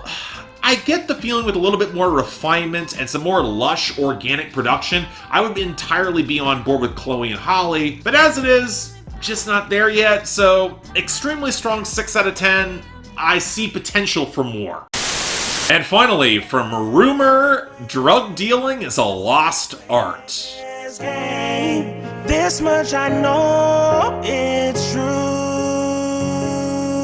I almost don't even want to review this. I just want to marvel how damn inspired this act might seem to be. So y'all remember that video for the song Rascal that went viral a couple months ago? Off a bunch of guys in ski masks pointing guns at the camera and harmonizing through a Rascal Flatts interpolation that I'm fairly certain is better than anything else Rascal Flatts has ever made? Yeah, the guy behind this is a Rumor, who is a new country trap artist with this is his debut EP. And well, a lot of people have said that he's an obvious industry plant because, again, the sample actually got cleared. He's been working with Mike Dean, and he's got, frankly, amazing guest verse connections right out of the gate from Future, Lil Baby, Westside Gunn, and Young Thug. My counterpoint is that it's still kind of amazing anyway, because I've been waiting for trap artists to layer more harmonies, and pulling from a country direction is all the more appealing for me. And juxtaposed with the content, there's potential here. So, given that for some reason I'm actually going to treat this as legitimate, not just an extended meme, how's the EP? Honestly, both a fair bit better and kind of worse than I was expecting, because if you were hoping for more of the unique tones that made Rascal so distinctive, you're not really gonna get it, which has the feel of a meme artist getting rushed into the studio to strike while the iron's hot, and when they can't hit the same sort of inspired genius again without becoming a gimmick, they default to an easy formula, especially in the content. And if there's a big disappointment with this in comparison with other country trap fusions, it's that the country elements don't get nearly the same flair in the compositions, and especially in the content. Yeah, a few sharper guitar flourishes, but that was a pretty sizable missed opportunity, at least for me. That being said, once you've accepted this is going to be a more conventional trap R&B project with leanings towards country and a lot of empty content, I found out that I liked this a surprising amount. A lot of Rumor's flavor comes through with having a distinctive and well-layered voice, and his arrangements and command of melody is considerably more robust than a lot of the field, and his production is frankly way better than a lot of his peers, especially on tunes like Welfare and Best Friend. Honestly, it's kind of easy for me to put him in a similar tier as Rod Wave, and while he's a lot less soulful and conscious, we got more tighter construction, better hooks, and as of now, the best song between them with Rascal, so I think there's a place for this. In other words, yeah, extremely light 7 out of 10. If you're curious, it's worth hearing, and man, I want to hear more. From Bob Dylan, Rough and Rowdy Ways. Glory be. Mother of muses, sing for me. I had a lot to say on this one in its own unique review. It's not an easy conversation, so when I throw out that the writing is excellent, but it's kind of let down in the presentation and arrangements, which leads to a very good, but not quite great album, I'd argue it's worth watching a review for a bit more context. So, strong 7 out of 10. You can go over to the review proper and yell at me over there. Next up, from Protest the Hero, Palimpsest.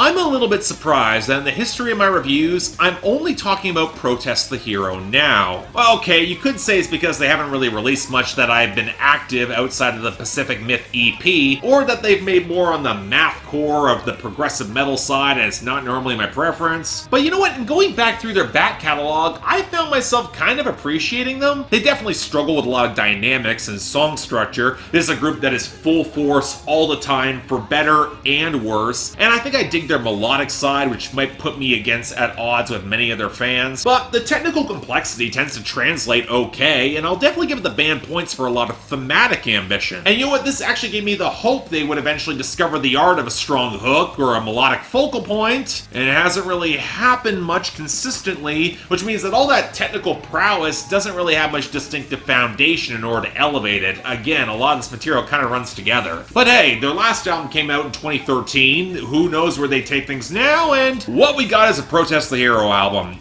and yet probably one of their most accessible to date. No, seriously, the melodic hooks and song structures are considerably more stable, there's less obvious guitar wang, and even the lyricism and content seems way more direct, with several short stories all examining and deconstructing the capitalist and frequently racist deceptions behind American exceptionalism. Which is always kind of weird that this sort of thing comes from a Canadian band, especially when a lot of similar stuff does exist up here and is worth commenting on. But hey, Sum 41 made it work last year, and I'd argue Protest the Hero makes it mostly work too, outside of that weird inclusion of the Hindenburg disaster and From the Sky, unless they're trying to make a point about how early portrayals of it obscured its Nazi Germany connections and historical revisionism. But what might be the bigger problem is that Protest the Hero can struggle to make their very wordy brand of writing kind of mesh well with their equally mathcore impulses, which means that some of their most incisive songs don't always get the anthemic punch they really should. Where a track like All Hands, it's one of the best hooks on the album,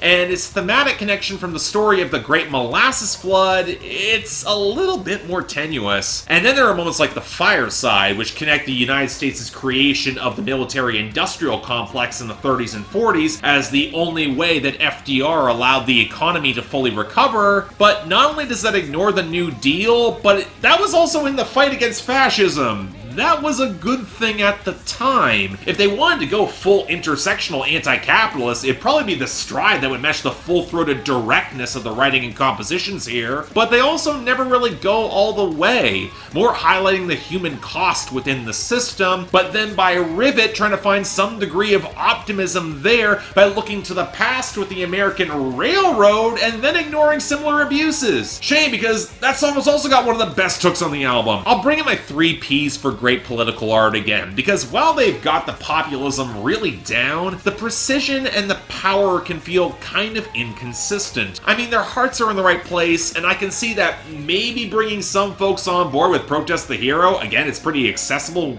by their standards, but thematic messiness, some really clunky compositions that don't have really great transitions, and how, again, not really my subgenre, it holds this back from greatness for me, so strong 6 out of 10, absolutely recommended for the fans and the curious, but man, I wish I could like this more. Next up from Phoebe Bridgers, Punisher. In your house up on the hill. You know, given how much I'll openly embrace the indie country singer-songwriter with a spare setup, you'd think I'd be an easier sell to the winsome indie folk, indie pop side of things as well, especially as they tend to get as much, if not more, critical acclaim. And I'm not sure what to say around that directly. It's not like I'm averse to it, but not only have I heard entirely too much of it as a music critic that runs together, but my standards and expectations for writing, delivery, and production tend to kick up a couple notches if you're opting for subtle restraint or minimalism. So when I heard Phoebe Bridgers' debut album, Stranger in the Alps, it's sensitive, it's very well written, occasionally graphic or on the cusp of a breakdown, but in a very tasteful 90s inspired way. It's not at all surprising I heard comparisons to Elliott Smith and that she's worked with Conor Oberst, but also not surprising that her work has only gripped me in spurts or on a couple individual songs, not as a whole. So I'll admit my expectations were very muted here, especially after that Better Oblivion Community Center collaboration that I didn't think worked well at all. And that might have also been a good thing, because while I think Punisher has its moments and it's overall pretty good, I'm just not as hyped on it as so many critics are. Music critic Joshua Copperman made a comparison between Stranger in the Alps and this as analogous to Lord's pure heroin and melodrama, and I definitely hear it. This is more diverse, expansive, and poppy. There's a notable California feel to the scattered writing and hazy stylism in the spare guitars and the keys, and the faded touches that build into bigger percussion and strings, with more than a few apocalyptic musings. It absolutely will attract a bigger audience than throwing aside some veneer of poise and sophistication for emotive risks. But at the same time, again, this is an album where the lyrical strengths are outstripping those in the fractured, occasionally blocky production and a lot of her delivery. She's got a subtle reserve that works wonders on songs like the title track and Graceland 2, but this this is a project where she's starting to encounter the limitations of that approach when she's going bigger, which is why a song like Kyoto just falls completely flat for me. Although I will say Chinese Satellite and the Observations of Faith, it nails the swell and the strings so well that it almost doesn't matter, as does Savior Complex, even if I don't love the guitar tone on the back half of Chinese Satellite. And yes, there might be a point to all of this. A lot of this album circles around poetic internal musings, frustrations, half-formed dreams as someone who's often observing on the sidelines, and a lot of desires to help others, often at the expense of herself, and trying to contextualize what all of that could mean, all that she can barely express in a world that seems to be spiraling even further out of her control, which is why the final climax seems to have her on the cusp of letting it all loose, only to wind up gasping for air. And that's kind of emblematic of my feelings with the album. It's potent, it's beautiful moments in isolation, but when it comes time to fully cut loose, just doesn't quite resonate emotionally for me in the same way. Still a solid 7 out of 10 though. I absolutely hear the appeal. I definitely recommend you check it out. It's still worth hearing. Next up from Arca, Kick Eye.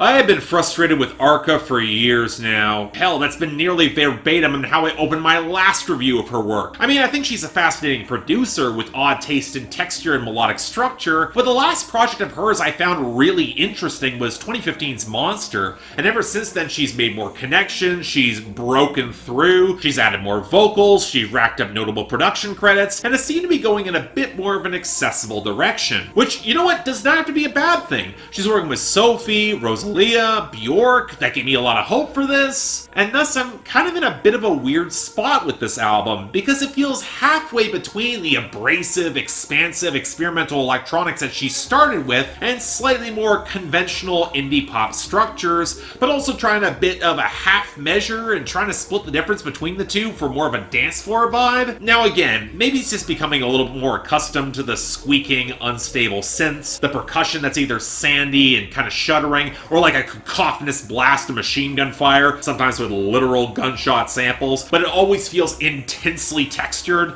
and the increasing presence of Sophie's approach to bubblegum bass and a lot of electro pop. I'm a little bit more amenable to the overall sound than I used to be like 4 or 5 years ago, especially in a pop context, but I also won't deny that the goddamn chipmunk vocals really test my patience every single time. They're all over this album, and it's a real disappointment that after following Afterwards with Bjork, Watch with Shy Girl, and especially the punishing KOK with Rosalia, we get Rip the Slit. In my opinion, easily the most grating track here. Now, thankfully the album turns around with its pretty strong closer, No Queda Nada, but I'm left with the feeling that we haven't quite got the transcendent potential of Arca's production that I first glimpsed on Monster, at least not consistently. And it actually seems like some critics are starting to agree and are pointing to the underwritten lyrics and the vocals as something of a factor. I mean, like with the self-titled album, I'm not going to say the vocals elevate the material, but I will say she's gotten more expressive on this project, even if the frequent evocation of martial imagery and some tones might not be the best of options given how much of Arca's family connections have been exposed in recent years. It's kind of an odd complexifier to her trans narrative I wish was given more than just passing touches, especially as otherwise there are a lot more trans and non-binary and genderqueer musicians who can give a lot more in the lyrical department that I actually have covered and I like a fair bit more. But that being said, I would probably call this Arca's best and absolutely most accessible project since Monster,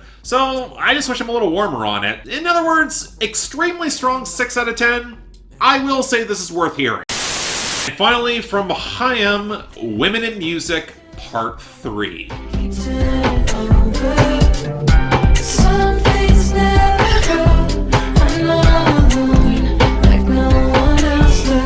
So look, I feel a bit like I've been on the outside looking in on Chaim throughout their career. I've liked their singles, a few scattered songs, but as a whole the albums have felt overproduced in weird spots, really scattershot, and generally a lot less impactful than I've been hoping for. It's one of those frustrating cases where I get all the critical acclaim as I hear what works on the songs I like, but not really holistically, or for more than just a couple of songs. So coming off a sophomore slump in 2017, I was curious where the hell they were going to take take this, and for the life of me, I have no idea why this is getting so much critical acclaim. Well, you know what, actually, let me take a step back with that, because I'd argue it is very critic-friendly to a certain audience. Maybe not as packed with the same hooks as their debut, or such a forgettable slog as their sophomore album, but there's enough of a Californicated veneer slathered over the overproduced soft rock, with enough exposed edges and 90s-inspired rough patches to appear kind of experimental. I mean, there are even attempts at wonky G-funk on 3 AM, or some Sublime-esque reggae on Another Try, until you realize how much of their grooves, punch, and robust harmonies in the vocals they traded away for that along the way, instead picking up some truly ugly, weedy guitar tones without much body or blending into the bass, and blocky, often sterile and programmed percussion. Now, I actually looked up the production team, and along with Daniel Hyam, we have Ariel Rexshade and Rostam Bakmanglij, both names most well known for their connections with Vampire Weekend. And then my big problem with this album snapped into focus, because it's the same damn issue I've had with that overrated band for years now. If your production is more ornamental than supportive,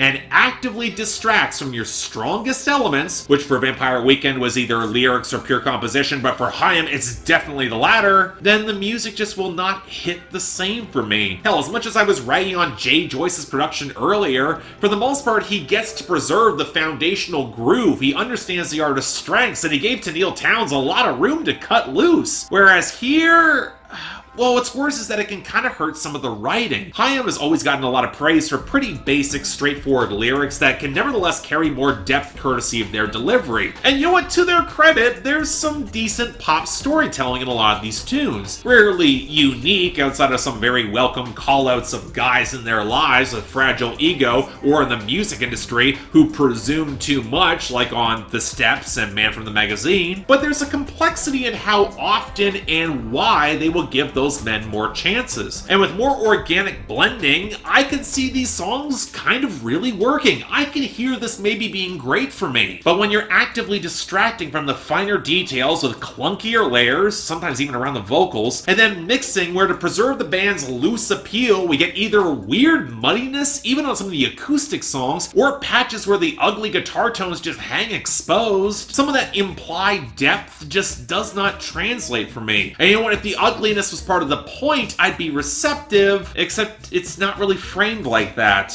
More just the cast-offs of a very specific production tone that was endemic in late 2000s, early 2010s indie pop and rock that I found so tepid when I ranted about Bombay Bicycle Club nearly 6 months ago. This was all over the critical acclaim set. Hell, when Hyam got more raw and experimental with all the soloing and the screams and all that I ever wanted, they easily made one of their most striking and potent songs to date, and it's easily one of the best songs here. But I've already seen folks for which that lukewarm sound, it's nostalgic, it puts them in a very specific, very white hipster comfort zone. I'm not going to begrudge anybody that feeling. I had acts on my mid-year list that touched on a very similar zone, albeit with different genres. Again, maybe just not for me. But again, it's frustrating because there are some really damn solid compositions spoiled by production and presentation that just doesn't work for me. So for me, 6 out of 10, it's not bad, but not great either. But you know what? It's an easy band for you to say that you like. So,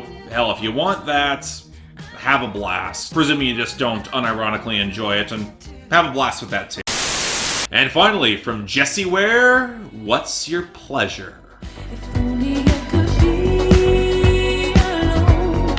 I just wanna stay in the moonlit, the satin and starlight. I'll be very honest. Up until this got requested, I had very little reason to care about Jessie Ware. I'd heard her in a couple scattered guest appearances, most notably when she showed up as one of the first tolerable elements on that first Subtract album. But outside of a really good voice and some pretty tasteful arrangements, her material just did not really rise out of the massive indie, R&B and soul-inspired borderline sophistopop of that time. And up until this project apparently blew so many critics' minds, I had no reason to expect that any anything changed. So after a quick, pleasant, but kind of underwhelming re-listen through her albums, I came up to this. And do any of you remember when I covered Wise Blood last year and I highlighted how seemingly out of nowhere a lot of mainstream critics will pick the moment to hop aboard a specific artist's hype train to the point where it almost feels a bit oversold? Yeah, it's kind of a bit of the vibe I'm getting with this Jessie Ware album. Yes, it's more accessible courtesy of the more lush retro disco tones blending in with mature sophistopop poise. A lot of tasteful and frequently likable vibes, but I gotta be honest, I'm not loving this as much as I would like, and the parallel that came to mind immediately was that last Robin album from late 2018. Another project I thought was good,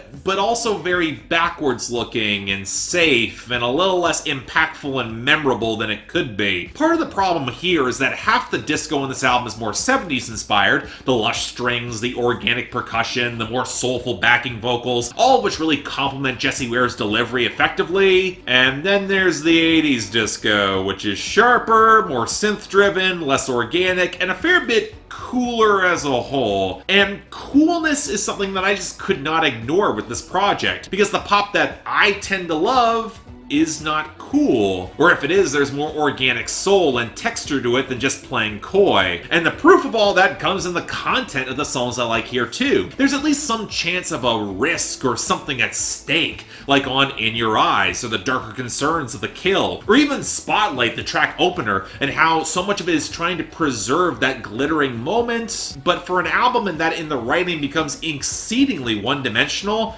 any crack in that veneer is interesting. And you know, maybe it's just fortuitous timing that I'm covering this alongside Special Interest, which is absolutely music that references the truth of disco and its origin, and it fucks, but in contrast, Jessie Ware feels more like dreamy fantasy. And that's something I hate to say when you got Bad Bad Not Good on production with bass lines this robust, but you go to a song like Ooh La La or Read My Lips and say otherwise. But okay, you know what, maybe that's not really fair. Why not just treat this as cool, sexy escapism? It's flighty, it's dance-worthy, but that's the point. And I hear all the appeal and how expensive and lush it is, but not only does it pale in comparison with the best sounds it's lifting from that era, it just kind of feels thin, underwritten, and when it goes to the 80s inspired cuts, not nearly as flattering. Again, I don't think this is bad by any means, but it's a bit too safe to be my personal pleasure, so light 7 out of 10.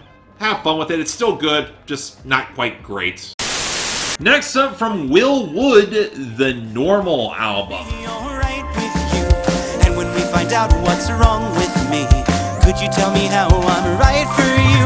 I'm gonna cover this at length to make a point surrounding a specific aesthetic in music that only works for me in extremely limited cases. The screwball, quasi-dark, vaudeville, highly theatrical, cabaret, or carnival-esque music, where the point is to be as super zany and manic until it tips into outright darkness. I'll be blunt, I get the appeal. I grew up in the mid-2000s, this was an aesthetic that was worked to death in pop rock and emo, but it's so rarely works for me these days because I can count on the number of albums where it clicks for me on one hand, often because it's trying to overcompensate for slapdash writing, going for cheap shock, or really bad production that can't nail the atmosphere, or how it can sound like shtick that's just not as witty or fun as it wants to be. And I specified aesthetic, not genre, because I've seen this more from pop to country to a lot more than I would like in metal, and why when we started listening to Will Wood, he had an uphill battle to win me over, even before I heard the Weird Al Yankovic-esque exaggerated manic delivery in his vocals. And I'll admit that while Self-ish was fine enough and occasionally had some decent lyrical moments, it still had enough of that vibe to test my patience, and thus I did not have high expectations for this. And here's the thing. I get it's an obvious satire. Obvious because deconstructing the repressed chipper plasticity of 50s culture has been done to death since the 70s, and if you're not into this aesthetic and stylism that I described, I'm not sure how much of this will resonate at all, but Will Wood is not just doing that, because I'm not sure layers of detached irony and nihilism can get away with how he throws himself into the trans-medicalist, trans-trender debate on I, Me, Myself, where he himself has described as a critique of problematic proponents co-opting the gender identity movement and spaces for those genuinely very deeply oppressed and abused. But then he ends the song by literally saying all identities are equally invalid, and it seems to me any real point seems missed. And then there's the entire midsection focusing on mental health, where by the end it just seems kind of incoherent. You don't want people to find identity within their mental illness, as you think that some people are shopping around for a diagnosis, but you also don't want them to find normality within pharmaceuticals because you've been taking the piss out of conformity the entire project with lines that come out like the things that make you special are the same things that make you strange, before we end on the most basic, well, we're all gonna die anyway, nihilistic sentiments, which kind of flies in the face of all of that subtext about not wanting people to falsely co-opt mental illness or gender identity if you're just gonna blow it all off anyway. And I'm not sure any of this fits well with the very manic performativity of this style, even if you're being subversive about it, which is kind of a shame, because when you get to the compositions themselves, this might be Will Wood's most tolerable album, and that he'll occasionally slow down a little bit, use a slightly less exaggerated vocal tone, and provide a bit more balance across the album so it doesn't give me a splitting headache, at least not immediately. Now, granted, that forced Frankie Valli impression he keeps doing, which is followed by a gargling cackle on the opener, and his falsetto on the next two songs, especially when it's paired with touches of ska, and the entire mix has this very forced chintziness and strangely whitewashed lack of groove that's got the mastering of a pretty bad off-Broadway musical. Okay, look, the only songs I found tolerable was the warped lullaby of, well, Better Than the Alternative, which even still has some of the ugliest drum machines and ukulele I've heard in a while, and the piano work and the Spanish guitar on Black Box Warrior Occultra, it's manic, but not exploding immediately. By doing so, it can build a bit of atmosphere until the horns drop in and the spoken word kills any sort of momentum. That's probably my biggest problem with this album beyond all the confused nihilism. There's so much obvious flop sweat in the overwritten lyrics and especially the delivery that I can't appreciate any of the impressive playing or any attempt at atmosphere, and the more I grasp what this was actually doing, the less I liked it. In other words, I like 4 out of 10 because I know this sound works for some people, I get the appeal, but the content and delivery means I never want to touch this again. Not at all fun. Next. Next up from Margot Price, That's How Rumors Get Started. Letting me down.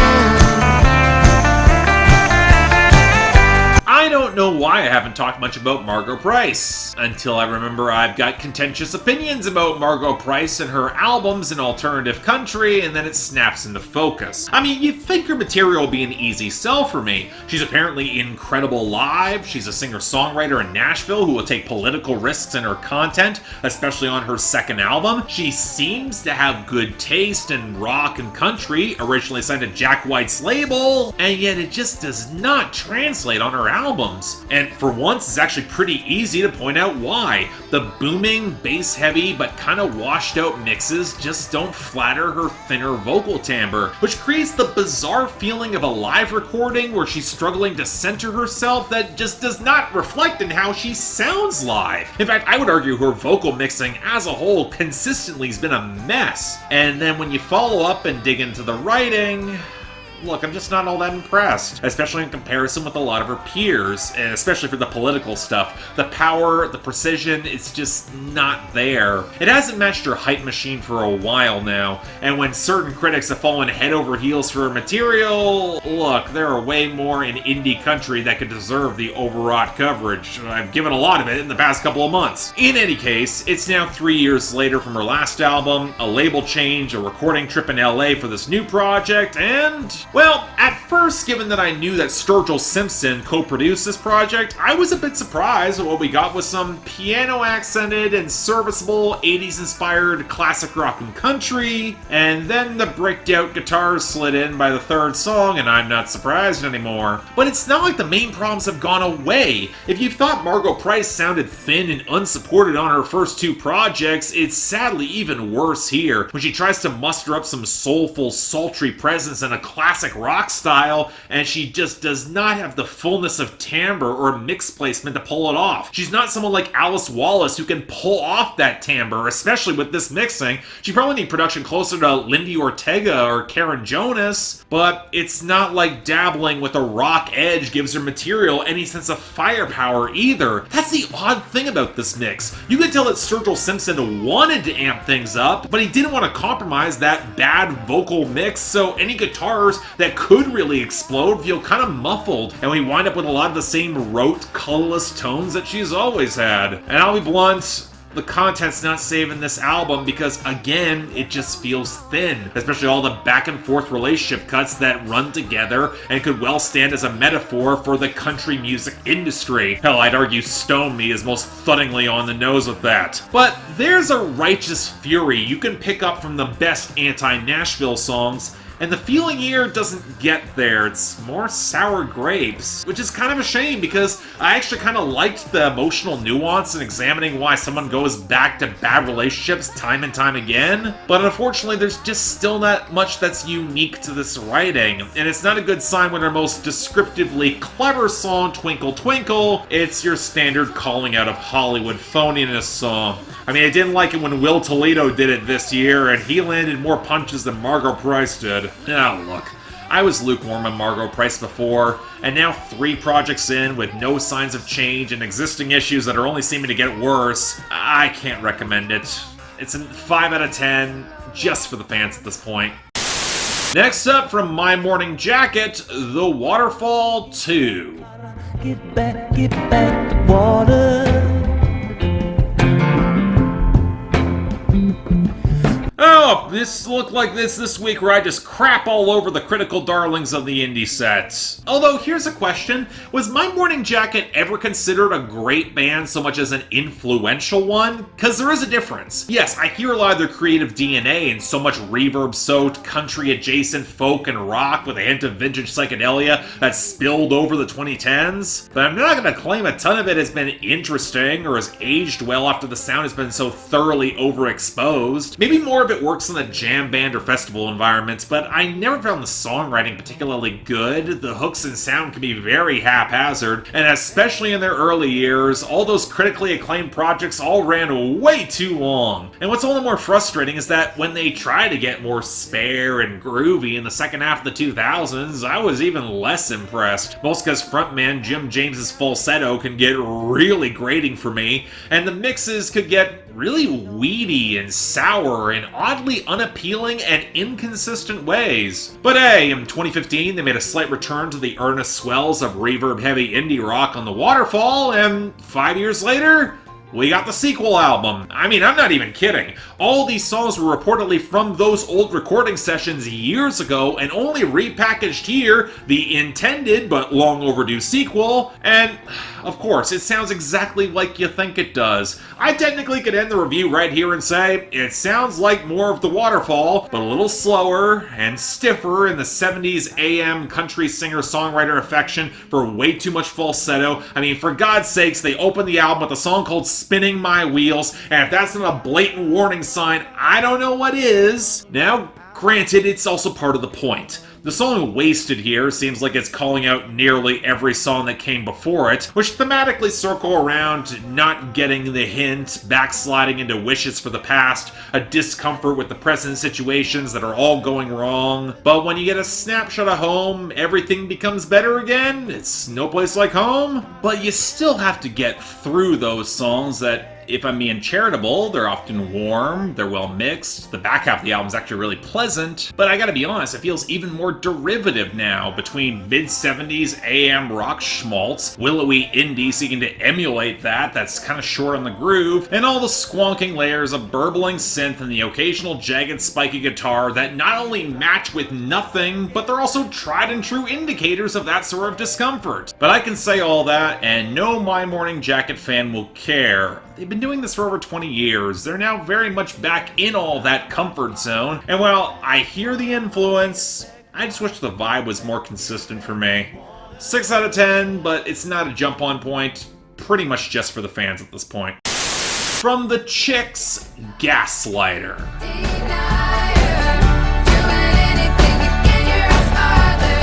I already talked way too long about this album in particular. Put it bluntly, I wasn't the biggest fan of the Dixie Chicks 20 years ago, and I'm still not on this comeback, but for very different reasons. I'll give some points to Natalie Maines' writing, punching above for this glorified solo effort. Shame that the delivery and a lot of the pop production doesn't quite provide the organic support that it really should for this project. In other words, if you're on the hype machine or you're a longtime fan, this might be a bit of an odd sit, and it suddenly seems like there's a lot less of you than I expected, but for me, light 6 out of 10. Not bad by any means, just not for me, again. Next up from Blue and Exile, Miles. The leader? Miles Davis. Trumpet. Miles Davis.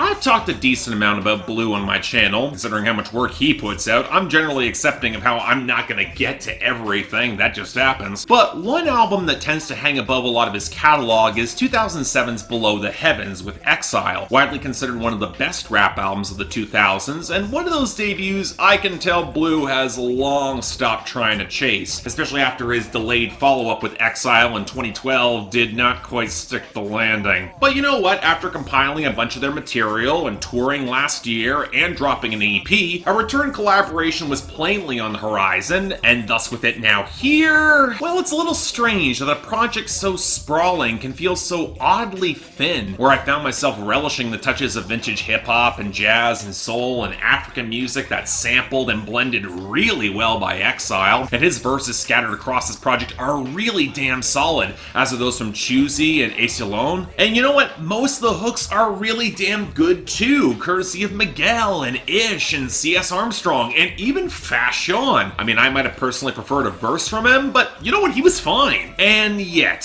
for clocking over an hour and a half, it's more than a little bit frustrating that Blue himself might be the most underwhelming part of this entire project. Yeah, there are moments where the outros of the songs are gonna run long, but I kind of prefer those to when Blue would just drop into an extended list of names where connections to any central theme, even within the song, can start to feel a little tenuous. And that's not helped by Blue casually dropping the rhyme scheme or rhyming words themselves that might start off as charmingly slapdash, but can start to compromise the flow the further you get in, and this album relies on flow. More to the point, as much as there might seem to be an arc of Blue's life, from where he began in music to becoming an underground rapper and chasing success, and then finding some greater aspirational stage of enlightenment to bring it all back full circle, as much as I might admire the great kickback moments where the bars will flow freely with a lot of optimism, I'd like to hope they would amount to a slightly heavier theme that really just does not coalesce the deeper you get in here. Even the aspirational focus starts to feel a little bit more like wishful thinking and pipe dreams. And considering how often he will challenge your dreams,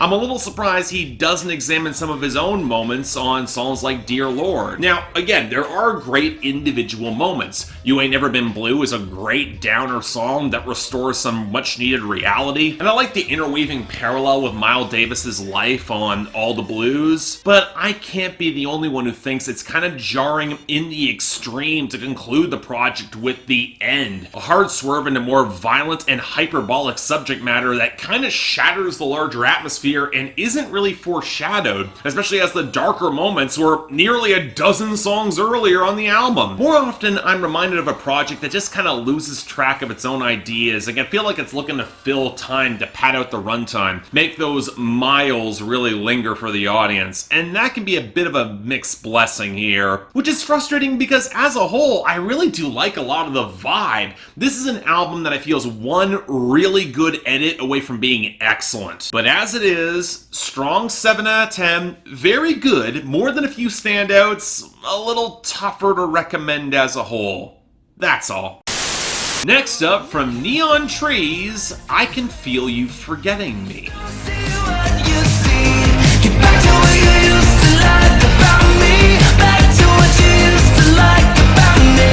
And on the topic of pop rock that's flagrantly imitating the 1975 and maybe even doing it better than they did, okay, look, I've always been a bigger fan of Neon Trees than many self-respecting critics would ever admit, especially coming out of the 2010s. I mean, Habits was stacked to the gills with some obvious splashy pulls from the Killers, but that didn't make it any less insanely catchy, and expanding more of their sound on Picture Show made for an act that had a lot of color and promise, and then Pop Psychology wound up a pretty desaturated and mostly forgettable project, and then the band vanished from view for years as their frontman Tyler Glenn put out a solo effort in 2016, and I was just thoroughly disappointed. I wanted to see a lot more of this group. But now, 6 years later, and on their own indie label, they're looking to roar back with the sort of sly self-awareness that's always been lurking just beneath their lyrics, and it actually wound up really damn good, if a little bit derivative and swapping out its obvious influence points as I already mentioned. But what's also worth bringing up is how it's not like the 1975 are making great dynamic pop rock right now, and Tyler Glenn, he's not the type to step out of the spotlight in the same way Matt Healy did.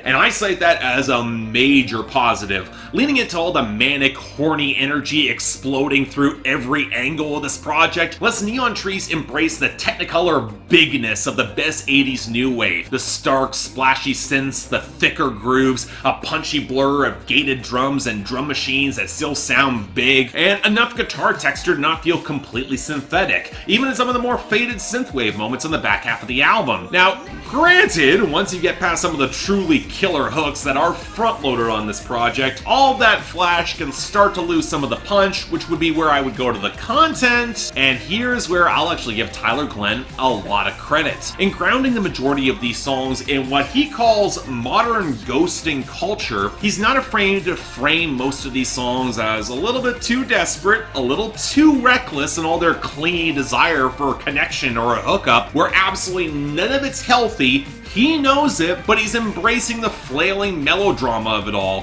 Hell, I almost appreciate how much Tyler Glenn will try to live within the frustration of this particular modern love with all the willful deflection of the world rather than ranting about how social media and technology is bad. And there's a wild charm to all that. Honestly, the album was so much fun and such an unexpected treat that I'm honestly a bit surprised how much I liked it. And thus, you know what? Extremely light 8 out of 10. This was the Neon Trees return I'm so happy we finally got. It does pretty much what you want it to. You should definitely check this out. From Cub Sport, Like Nirvana.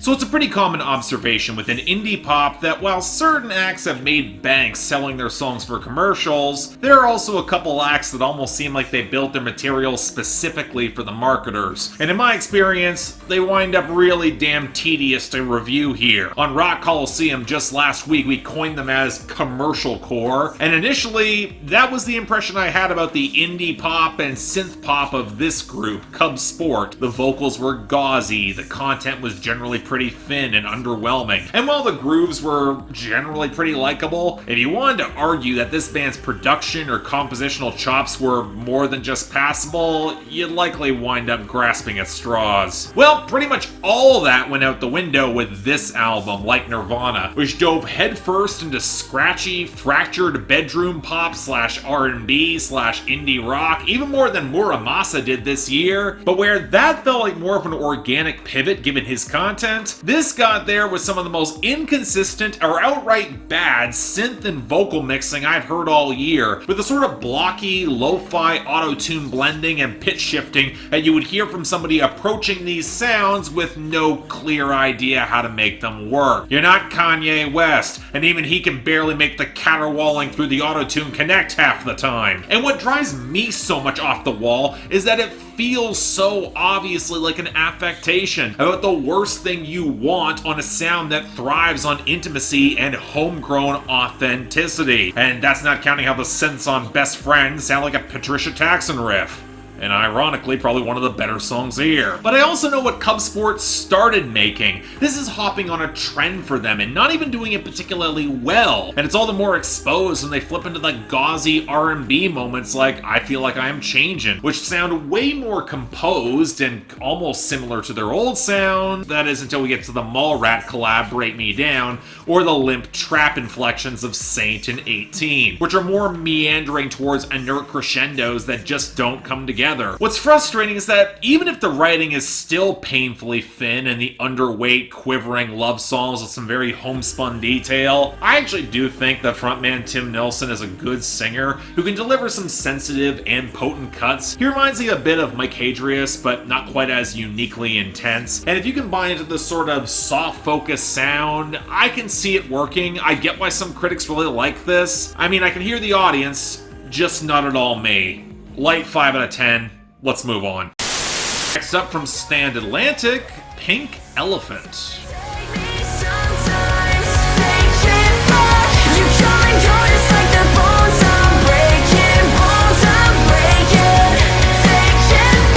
So it's a bad sign when the most I remember about your pop punk act is that your frontwoman vaguely sounds like one of those super polished teenage boys that fronted the pop punk wave in the mid-2000s, and that your sound is just as forgettable coming from that era. I said this back in my Neck Deep review a few weeks ago, but acts like this are completely tedious for me to review, because not only did I grow up with the genuine article, I actually did grow up, whereas many of these bands feel perpetually adolescent and rarely have the distinctive hooks or punch or writing to really stand out, so they come across as kind of derivative. And Stand Atlantic is absolutely in that pile. I found their debut utterly interchangeable, and now on their sophomore album, well, it's got a bit more personality, but mostly through choices I find really frustrating. I'd say it reminds me a little of Water Parks and some of their poppier elements, but Water Parks could at least craft a dynamic or magnetic hook, whereas Stand Atlantic sound like they cribbed a lot of their synth mixing and their vocal compression from the late 2000s, and no, that is not a compliment. The vocal mixing is by far the worst part of this album. And what's crazy is that you would think by going so often to chunky riffs and sharper percussion, they even sneak in a trap hi-hat onto Silken Satin, that they would have a more defined low-end bass line or bass groove, but too many of these songs wind up sounding really stiff and overblown, without any sort of broader melodic contrast or development to really drive a strong crescendo, or even help individual songs stand out with better hooks, which is what you want in pop punk. Honestly, I kind of feel bad for frontwoman Bonnie Fraser trying to holler through all this, but truth be told, she's not exactly a particularly dynamic performer herself, which means that all amidst all the teenage angst, there's not much in the way of cutting or distinctive detail that sticks with me, and very little the bouncy major chord pop punk that matches it. It leads to a project that is full force way too often, but somehow missing any sort of impact, either thanks to a lacking low end, a singer that's clawing through a lot of vocal overproduction, ugly synths that add nothing, and writing that does not match any of the tone, and it leads to a mess. 4 out of 10, can't recommend. Next up from the Microphones in 2020.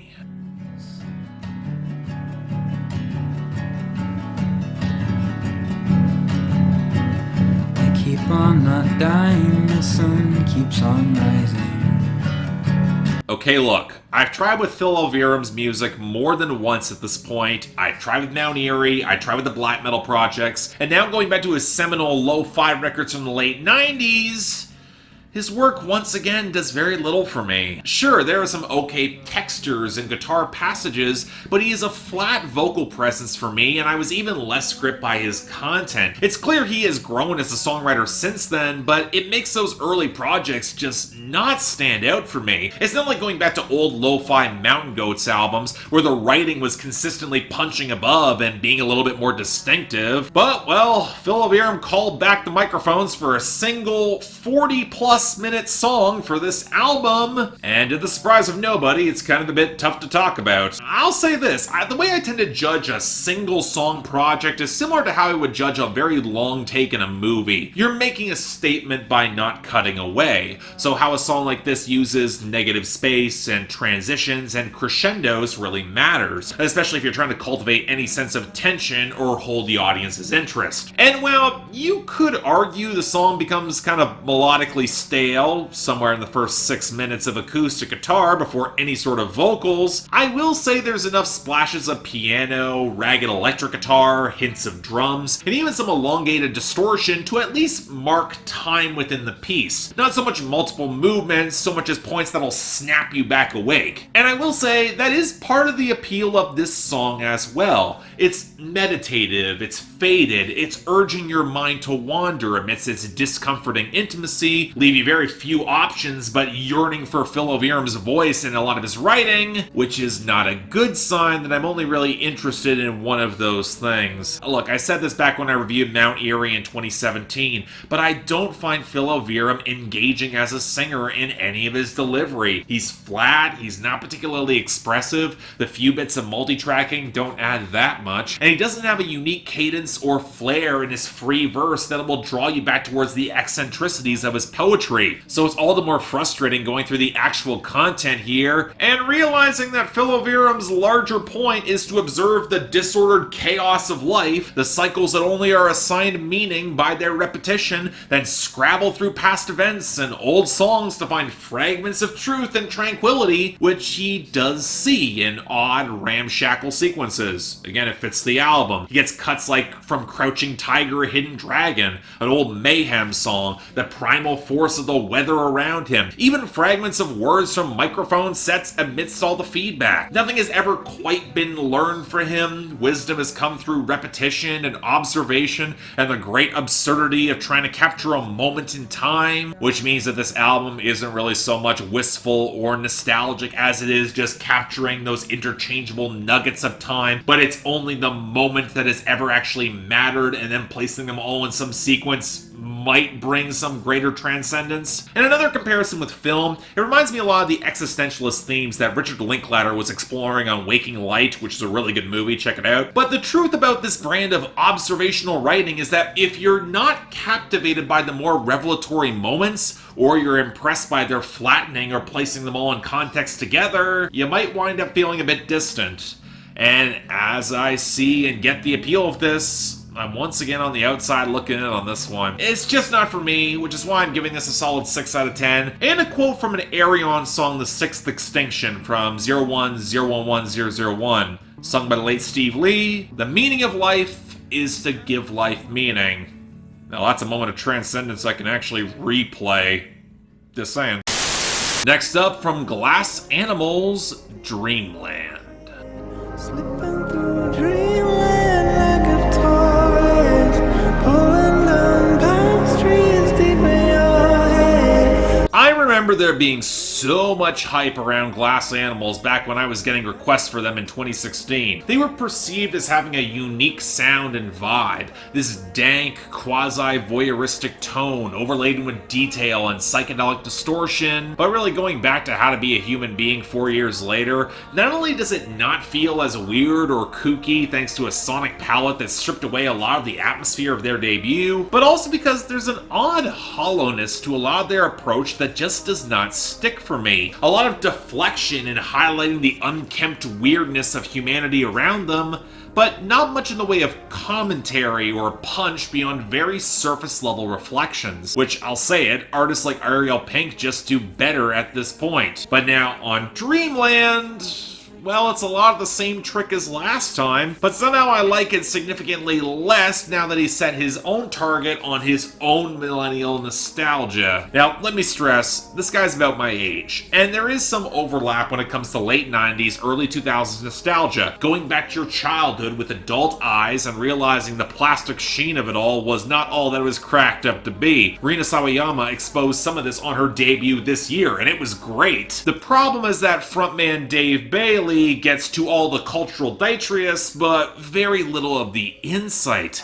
Again! If anything, it's worse this time around because his husky Tom York with the vocal pry approach, it feels gummy and way too close in the mix. Not helped by all the vocal filters, which just sound really tinny and gross. And the sound is this predominantly Californicated psychedelic texture left over from Kevin Parker and a blend of hip-hop and trap beats. I wish I was kidding on that part, but hell, even Denzel Curry shows up on Tokyo Drifting, and he's easily the most dynamic part of the entire album, even if he really cannot save that song. Look, my problem is that this is the exact sort of project to make passing commentary on getting mired in nostalgia or trying way too hard to be cool, but then it's just gonna go do it all anyway, and the motivations for it feel flimsy as all hell. I'd argue the biggest thing that separates his kitschy over-reliance on references from what AJR and Owl City got crucified for was going for the humid, festival-ready mono-genre, and yet if you don't care about lyrics, I could maybe see that being enough. But what's frustrating is that amidst all the undercooked and frequently asinine writing, and some of the questionable vocals, or how completely stupid Melon and the Coconut is, there are some decent grooves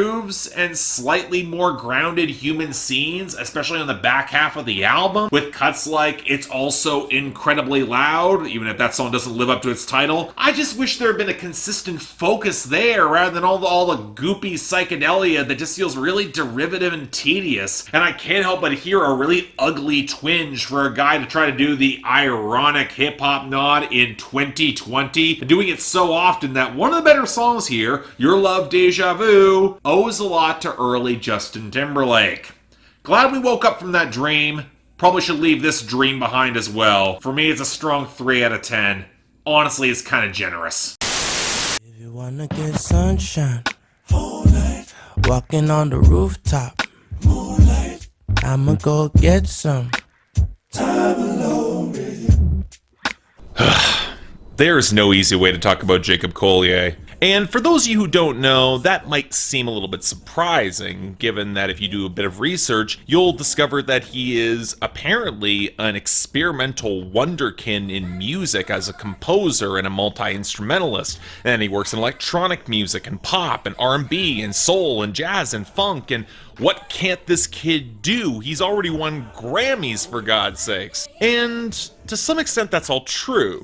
I do understand in terms of a composer, there is a layered complexity to a lot of what Jacob Collier puts together that has gotten him a lot of acclaim and clout from classical musicians or artists with that technician mindset to their music. But I'm using the word technician here specifically because Jacob Collier represents something that I've come across in art a fair bit that's often a little intangible and can really drive some fans off the wall, where you can tell that there is a certain level of focus on craftsmanship above everything else, to the point where some of the more intangible, emotional, soulful side seems to be sucked away. Now, this happens to a lot of artists who get burrowing into their own classical mindset where they will like to pile on scale patterns or multi-syllabic rhymes.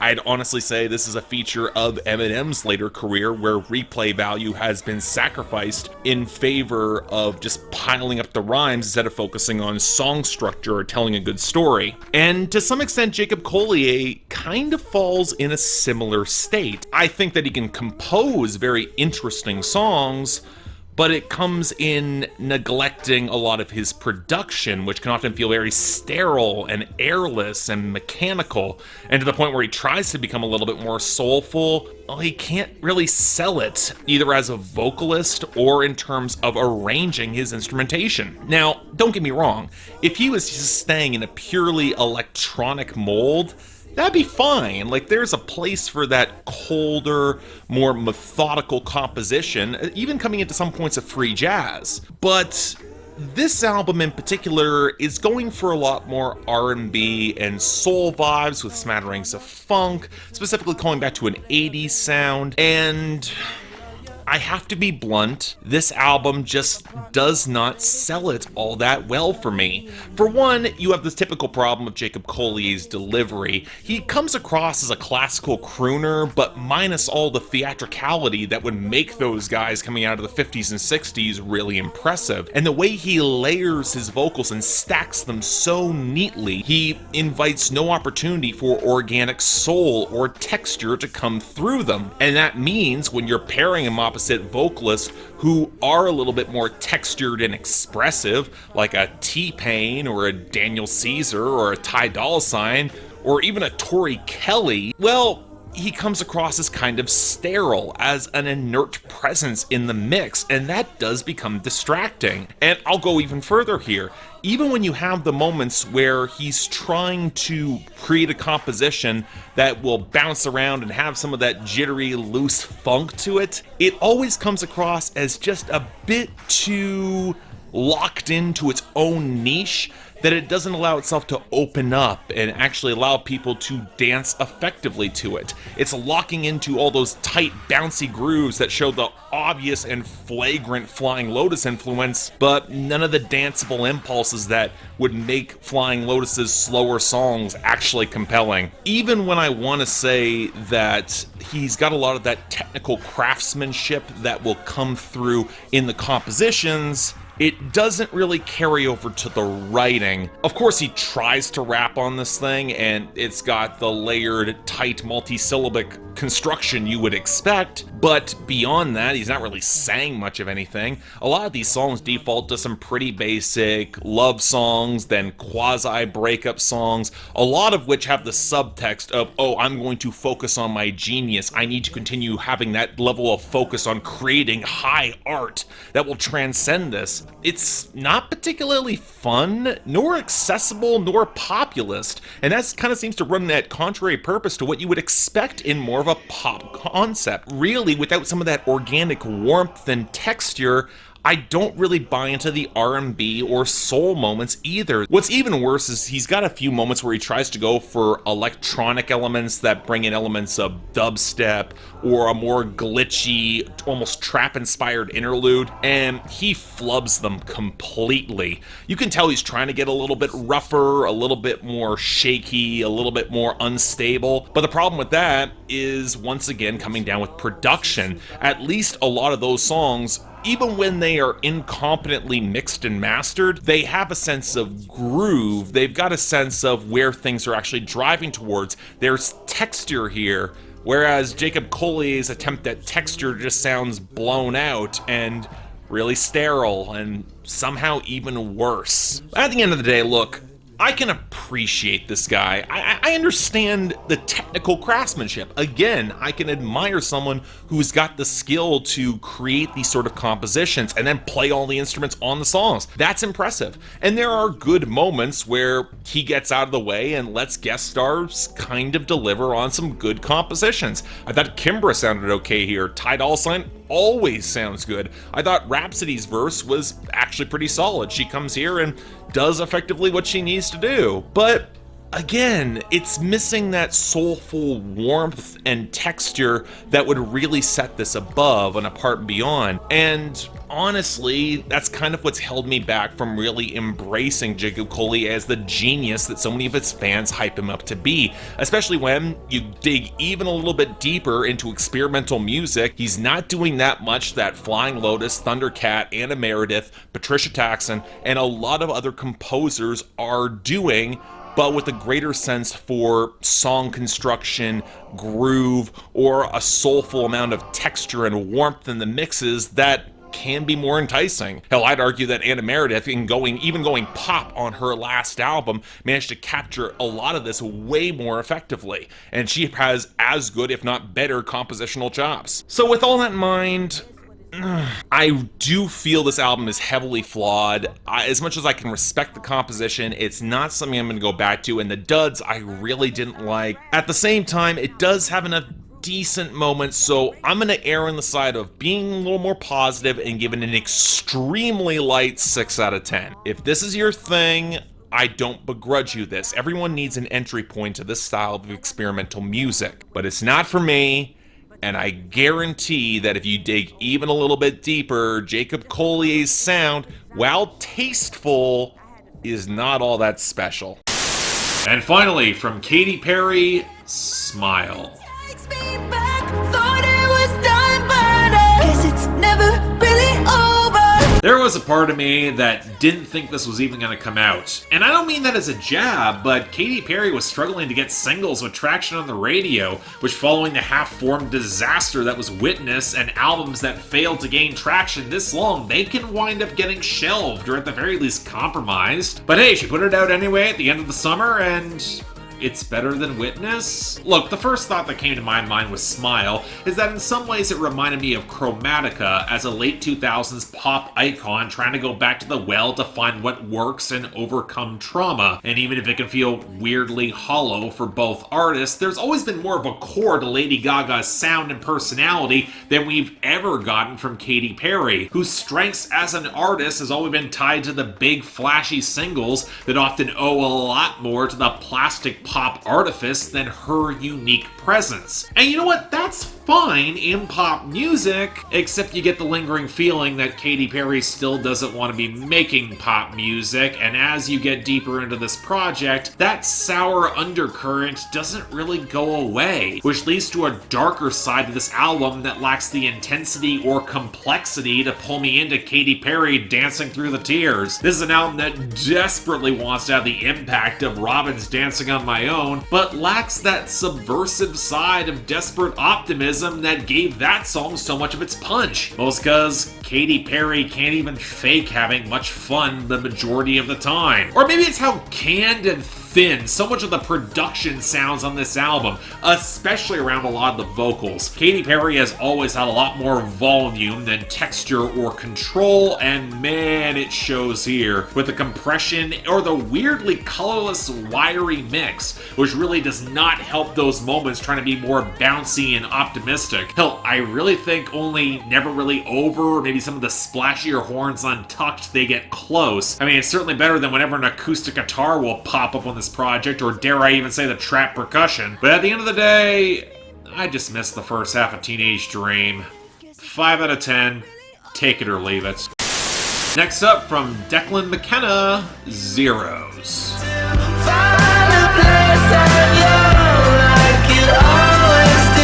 Okay, first off, for those curious because it's my channel, he's of no relationship to Laurie McKenna. We can only be that lucky. No, Declan McKenna is an act I've circled but never really talked about directly. Most because there's kind of a limit to how much it can really be said in the obvious blending of retro classic rock tones with smoother, pop-friendly indie, especially when the writing and delivery isn't all that stellar. And for me, look, especially out of the UK or on specific streaming playlists that eschew Pitchfork favorites, acts like Declan McKenna have run up a lot of success, especially with as much David Bowie worship as there is here. But my issues with this 2017 debut were mostly tied to the sound, never feeling cohesive in the blur of textures, the weak grooves, and the really underwhelming hooks. But hey, on his follow-up he grabbed Jay Joyce for production, and for those of you who remember the good Cage the Elephant albums, you probably know he can do this brand of rock considerably better, so maybe this would be a step up? Who knows? Well, yeah, you know what? I will argue it is. For one, there's actually a bass presence on these songs, so some of the glam rock vibes actually have some muscle to them. But the thing with Jay Joyce is his bad habit of overmixing the melody around an increasingly blocky groove, especially when there's not a strong lead outside of the bass and McKenna's vocal line, so the attempts at some sharper, classic psychedelic rock guitar texture, a clash with with, once again, some questionable synth choices, and turned into a muddy mess that clashes with the rougher vocals mastered a little bit too low, and the falsetto, of course, does not help. And when I say rougher, I'm talking about McKenna once again going for some reedy British glam that's got nothing close to texture nor consistent firepower to cut through Jay Joyce's mix, which means that the weird, too clean clash of synths with everything else is still here. It doesn't quite sell the Bowie worship as well as it could, especially when you get into the second half of the album. Kyle Kraft has nothing to worry about. But the real discussion about Declan McKenna should really focus on his content,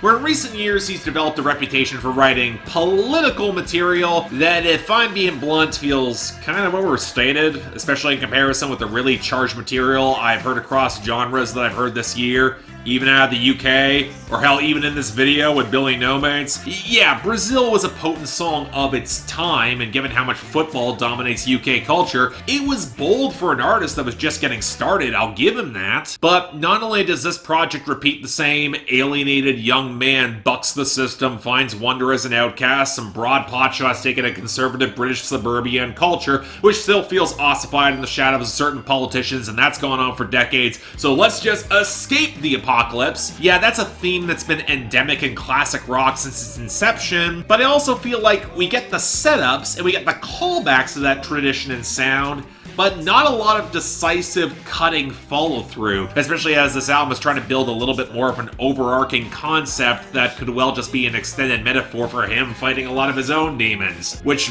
might actually be a worse parallel than he thinks, come to think of it. But also midway through the album, Declan McKenna just opts to ditch most of the metaphors and get more direct, which would be fine if I thought he actually landed a punch here, but a lot of the spacier options to escape, they aren't available for the majority of folks, and that kind of kills any sense of populism for me, especially when the counterpunch is, well, all the idle rich, they're gonna die too, it's inevitable. But at the end of the day, you know what, I would argue it is better than his debut, courtesy of more ambition, a better mix, and discovering what a groove actually is. But this is an album trying to cling to futurism of the past while being the promise of the now, or at least trying to, and that awkward fit keeps this from being more than just decent. As such, extremely light 6 out of 10, even then, I'm being generous.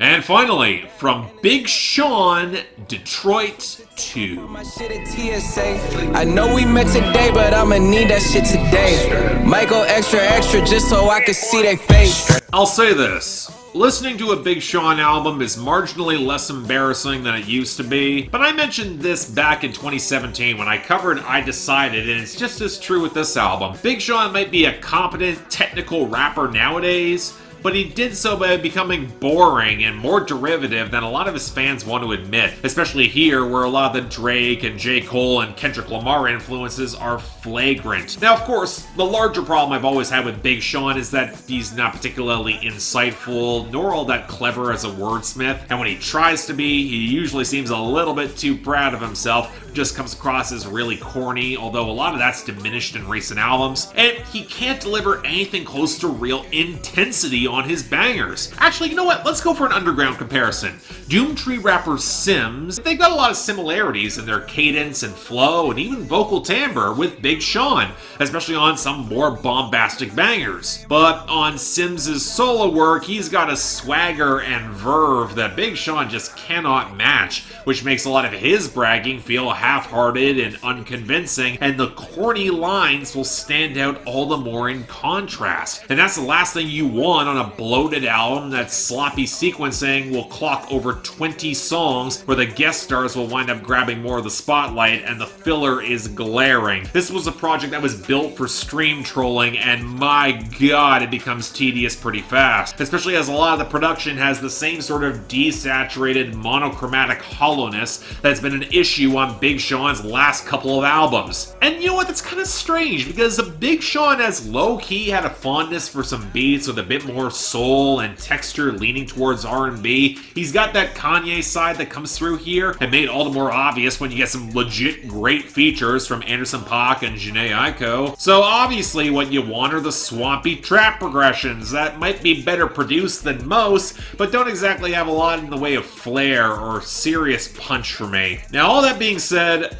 I'm also not going to deny that a more mature Big Sean is a better Big Sean, and there are highlights when he gets a little bit more introspective, vulnerable, and aspirational, and trying to settle some old smoke and misunderstandings, and also trying to find some sort of inner and outer peace. I mean, it's nothing mind-blowing or all that revolutionary, especially as I think that Wale, of all people, got the most political verse off here, and a pretty damn good one too. And you know what? Yes, Big Sean's got the frustrating technician impulse to pile in double-time flows that are not saying all that much, which might serve him well on that overloaded cypher here, but they're inconsistent everywhere else. But as a whole, I will admit he sounds better, to the point where I might actually argue this is Big Sean's best album to date. But at the end of the day, I think I just enjoyed Dave Chappelle's interlude the most of everything here. So, light 6 out of 10. I don't think there's an outright dud on this album, but there's not much that wowed me. And while the fans will of course like it, I'm just kind of lukewarm yet again.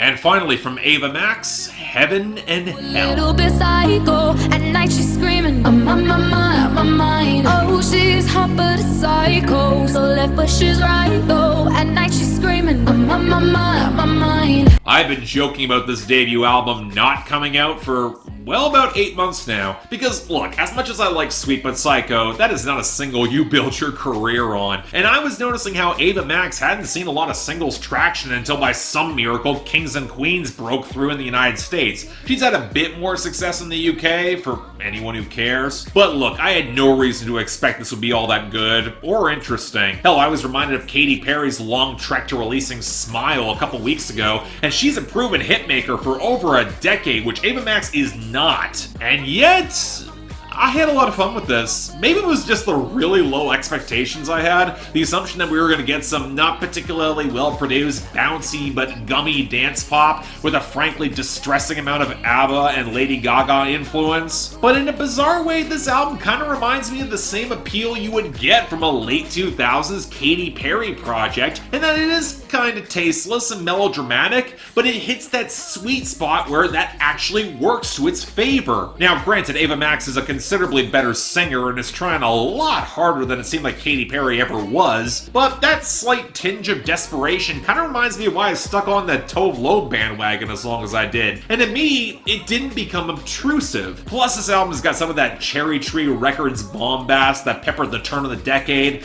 and while that subset of dance pop probably never got much respect, oftentimes for good reason, I can't deny when it works here. That being said, low expectations may have been met, but they sure as hell were not being exceeded. This album is absolutely more reliant on its samples and interpolations than it should be. Sweet But Psycho is probably the best song here, but it's also probably the only cut with production that doesn't show the signs of overcompression, which is kind of bizarre considering Circuit produced pretty much the entire album, but he also showed that he put the most effort on the singles. And as much as Ava Max wants to frame the first half of this album as being more aspirational, the heaven side, while the back half is more capricious and melodramatic and going to hell, her lyrics really do not do enough to sell the difference. It's not like the vulnerability of Naked and So Am I are that much different, and the sound sure as hell is not. I will say, if Ava Max wanted to slip in the growing early 2000s pop nostalgia wave, a cut like Call Me Tonight will absolutely fit there, and I think I'll stick up for songs like Born for the Night, Rumors, and Take You to Hell regardless. But thus, yeah, you know what, screw it. Light 7 out of 10, I had fun with this. It was a really pleasant surprise. I'm happy she actually got it released. If you're curious at this point, it's worth a listen. Give her a shot. And finally, from Machine Gun Kelly, Tickets to My Downfall. Then you showed up and I can't get enough of it. I mean, do you open up with the joke that he plainly set up in the album title, or do you remark on the fact that Eminem killed his rap career so hard he had to change genres? Now, believe it or not, I'm kind of okay with that. The rap rock thing in the mainstream is picking up traction. Machine Gun Kelly has not sounded bad at it. And let's face it, it couldn't possibly be as trash as his 2017 album Bloom, right? Well, here's the thing.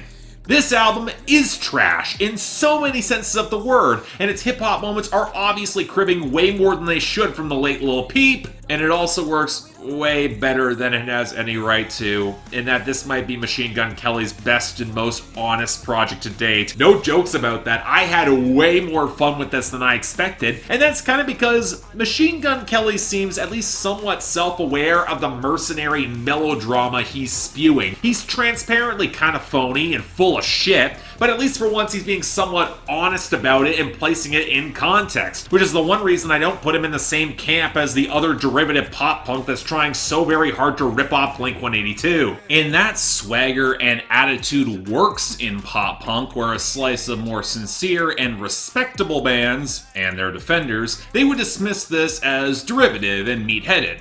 Mostly because it is, but also kind of ignoring the rampant immaturity and toxicity that has cut through pop punk's roots for decades, really since its inception, and how this album is probably way closer to how many of them actually behave. And when you strip away a lot of the braggadocious preening that Machine Gun Kelly could never really sell as a rapper, he slots into the transparently plastic, overcompressed side of pop punk really well. The hooks and riffs are punchy, even if they don't have a ton in the way of distinctive texture I've heard far worse in pop punk this year, helped along by Travis Barker showing up on drums and production, and giving this, frankly, way more quality than it deserves. And yes, Machine Gun Kelly is a bad singer, but rarely in a way that's obtrusive or outright annoying. He's serviceable for what this is. The melodic grooves, they're solid, and while Halsey shows up on Forget Me Too and sounds better than she has on anything, possibly ever, I honestly didn't even mind when Trippie Redd, Ian Dior, and even Black Bear show up here.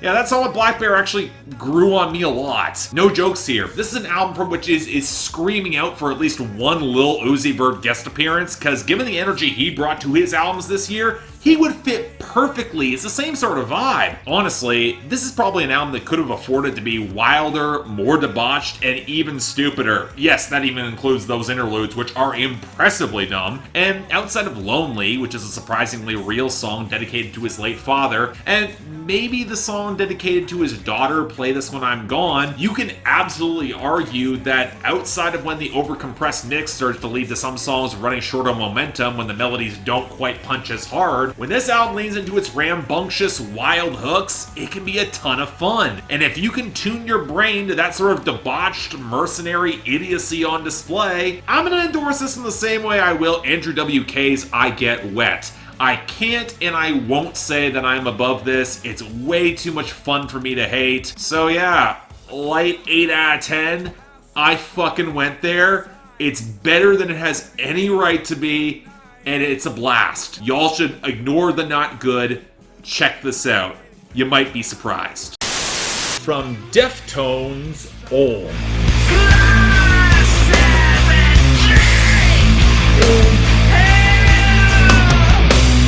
Okay, we're doing this. Now, I've gone on at length that I never had an angry white boy phase, which meant in my teenage years I kind of missed the whole nu metal thing. I had to come back a lot later, mostly to find a lot of stuff I don't really like nowadays. Now, I've always been told that Deftones is the band that's okay to like, coming more out of that scene, even if they tilted towards alternative metal a lot on later projects, and my observation has always been, well, I get the appeal, but they just might not be for me. I can appreciate trying to hit the balance between serenity and a lot of pummeling heaviness as much as anybody. It's one of the big reasons I love black metal, after all. But I've never really found Deftones' tuneful side or any of Chino's vocals all that engrossing, which means that I've got rather odd taste when it comes to the Deftones I do mostly like. Funnily enough, I'm not all that crazy about White Pony in comparison with Saturday Night Wrist or Koino Yoken. So after Gore's adventures with some rather questionable groove patterns and some terrible mixing, I was curious to see what Ohms would deliver this year.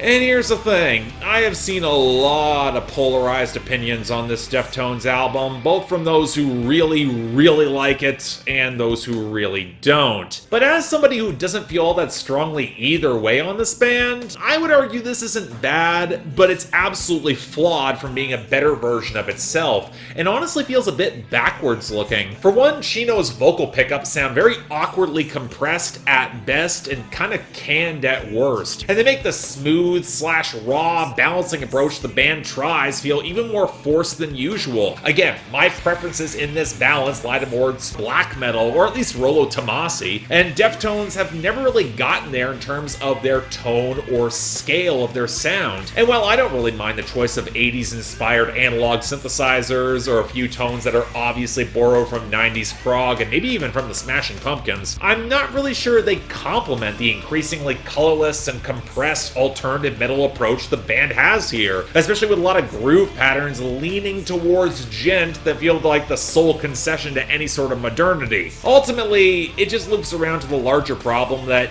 none of the melodies here really help or stick out for me, and the content really does not either. Thematically, Deftones has always kind of been diffuse and abstract in a lot of their writing, and it's just as true here. Vague aspirations towards self-improvement through a quasi-psychedelic angle towards finding some sort of inner balance and then going one's own way in a very hostile or borderline apocalyptic world, but more often than not, it leads to a rather diffuse experience with cosmic imagery surrounding some sort of implied relationship where the discomforted mood, it's captured a lot more in the tone than a lot of the lyrics themselves. I guess the shame is that a lot of it circles around a very 90s inspired sense of nihilism, where my natural inclination falls more towards disinterest than outright anger or disgust towards it, which is kind of awkward because the album seems pretty convinced that it's very, very captivating in its quest. Sorry, at the end of the day, I'm just not that wowed or really all that interested in this, so 5 out of 10, it's absolutely for a different audience, just not me. Next up from Sufjan Stevens, The Ascension.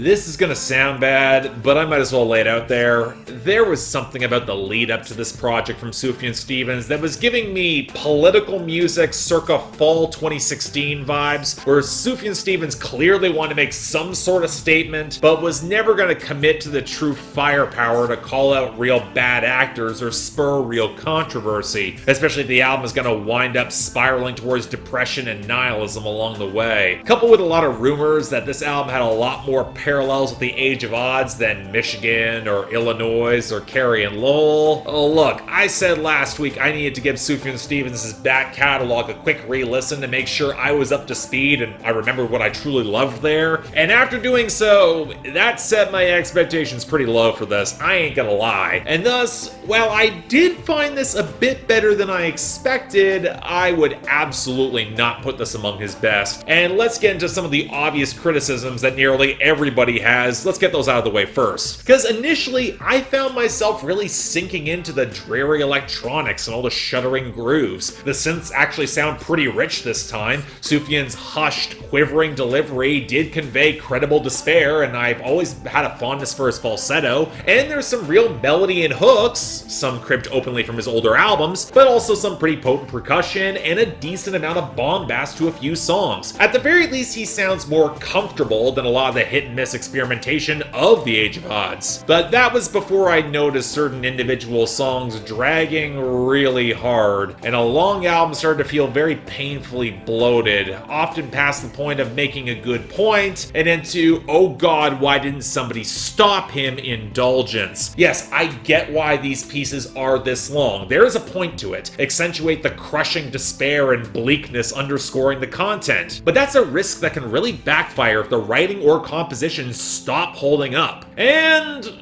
well, if you remember my review of Carrie and Lowell, where I talked about how the thematic arc was not so much about dealing with death, so much as a hard conflict with God and open questions of faith, yeah, The Ascension almost feels like an explicit continuation of that arc, this time with an even more confrontational and deeply rooted sense of pessimism, the sort that seems to come right before a complete loss of faith. Now, a lot of this is coaxed through a lot of glistening, abstract love songs that could easily represent represent the back and forth between him and his half-formed vision of a higher power or God, which also kind of hits the Christian music stumbling point in the metaphor, where he describes the affection as being a lot more physical and it just kind of gets weird. But it also exposes a larger issue in how the writing feels oddly barren this time around. Again, it's intentional, as Sufjan Stevens was intending this album to be much more direct. He wanted to strip this down, but coupled with even more spare arrangements, at least the songs that are much more attempts at a meditative mantra than fully composed ideas. And if you all saw my Sev Deliza review, that doesn't always stick the landing for me, especially considering on the songs where he does get a little bit more detailed, he talks about taking anti-anxiety medication and then shitting his pants.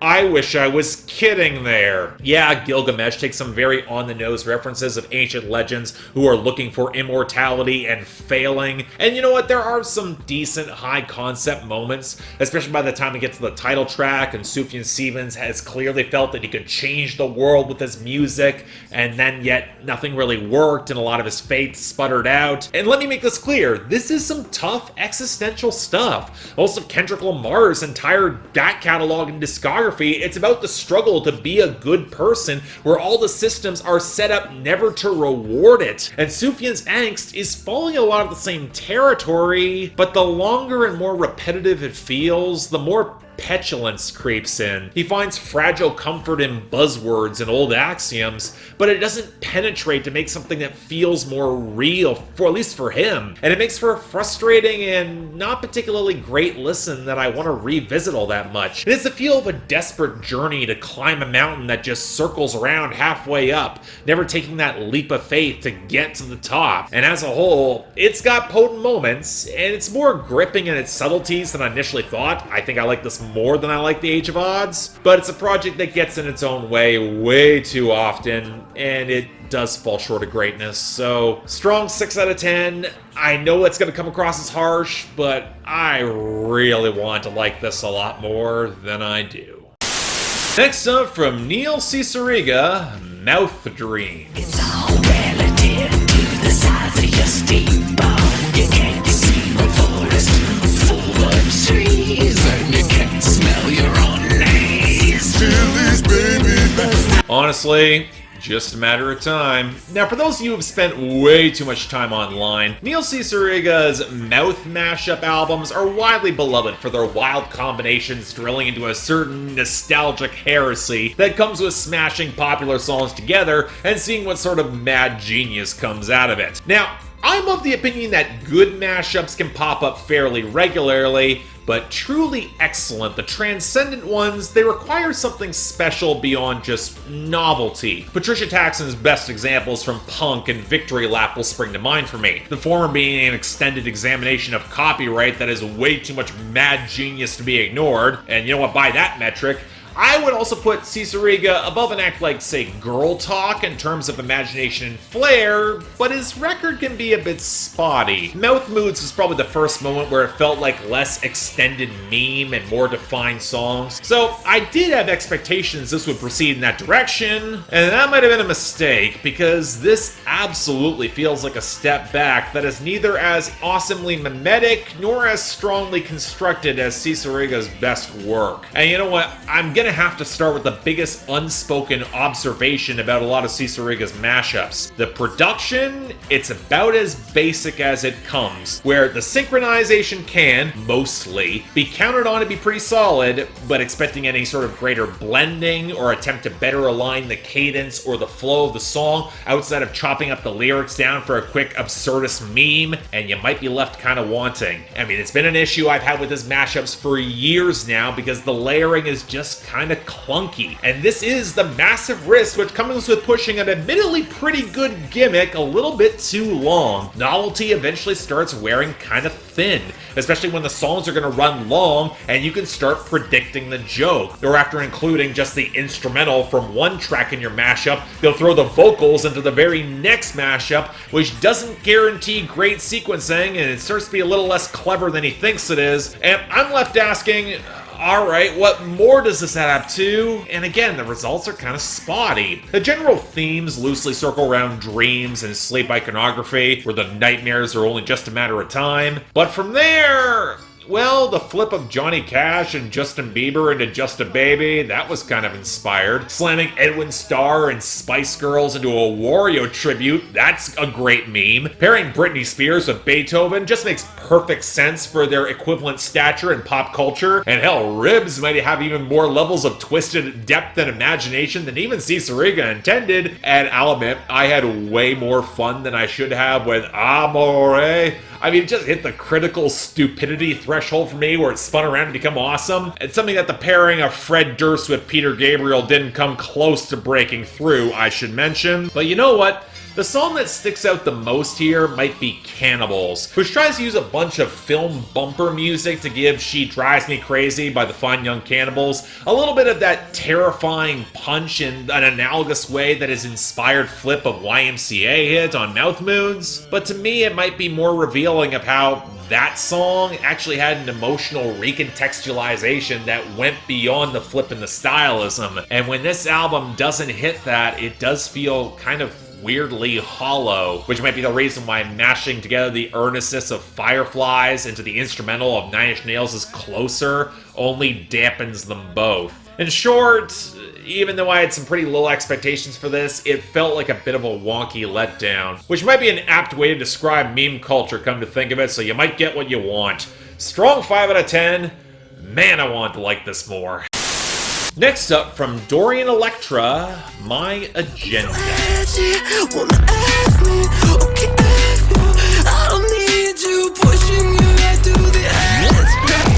I'm not really sure how to feel about Dorian Electra. I feel like I'm a little late to the party, given that I only heard Flamboyant this year, and I reviewed one of their lead-off singles on Instagram for this while utterly mangling their pronouns. Big apologies there, by the way. And the feel I have around their music is similar to that with Charli XCX's analogous brand of hyperpop. Splashy, technicolor, metallic, blown out, soaked in autotune, and occasionally not as catchy as you would hope as they spend the album playing and subverting any sense of the gender binary. And it looks like My Agenda was continuing down a lot of the same path, with even more named guest stars and an even tighter runtime. And let me say this now. It's a mess, but Dorian Electra's music has always been messy, so the question is whether or not their sound can transcend it. And especially in comparison with Flamboyant, I'm really not sure it does. Now, granted, this is all coming from someone who is generally on board with their consistent and damn near single-minded subversion of a lot of straight, masculine, and specifically incel archetypes, which I will say is the sort of transgressive edge that will be a lot more challenging of a swallow for the vast majority of audiences. But that does expose a bit of a problem with Dorian Electra's work. Once you are very comfortable with the abrasive,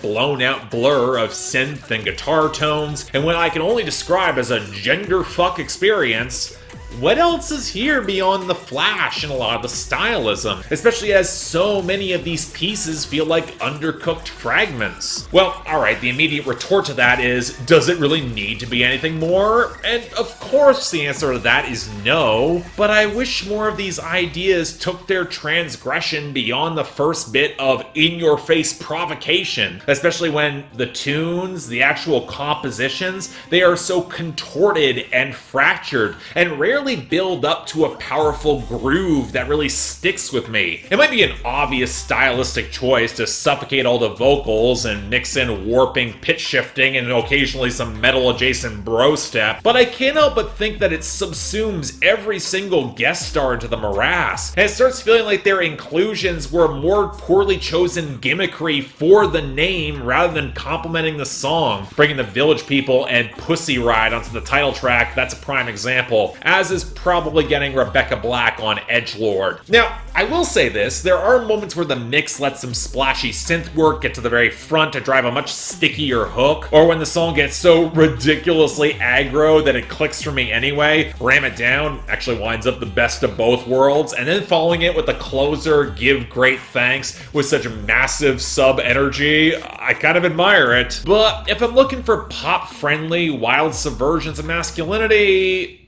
I think I might just stick with Kieran J. Callanan. Very light 6 out of 10. I really want to see growth on that next project. Next up from Bia Badoobie, Fake It Flower.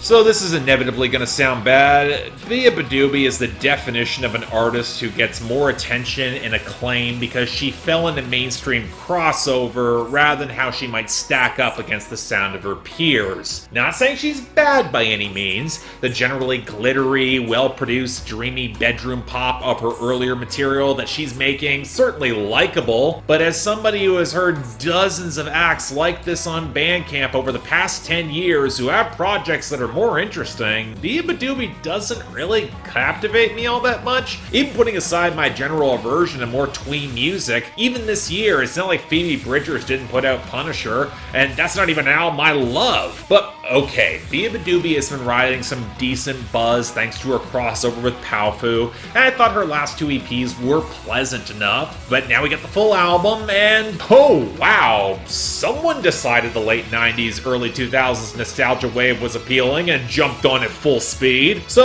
yeah, that whole piece I started with, if you were expecting the dreamy sound I just described, Fake It Flowers is decidedly more upbeat and clear, splitting the difference between the Soccer Mommy album from this year and maybe 2000's Hilary Duff in a way I did not expect. And I won't deny it surprised me.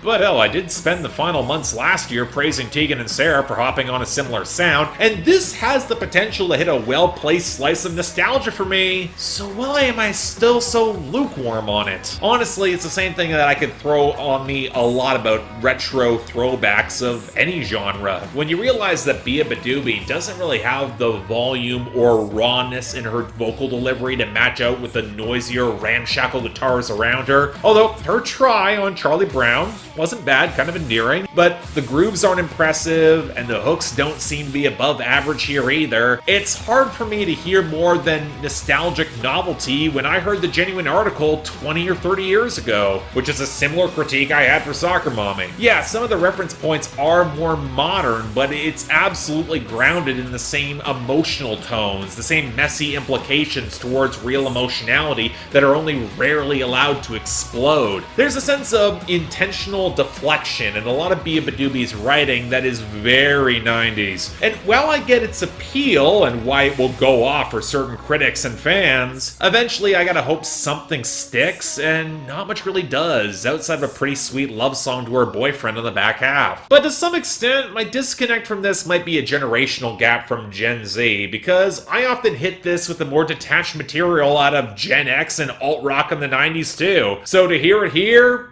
does not surprise me. Ergo, just winds up being fine enough. That leaves me wishing that it stuck more deeply, so 6 out of 10. If you're curious, check it out.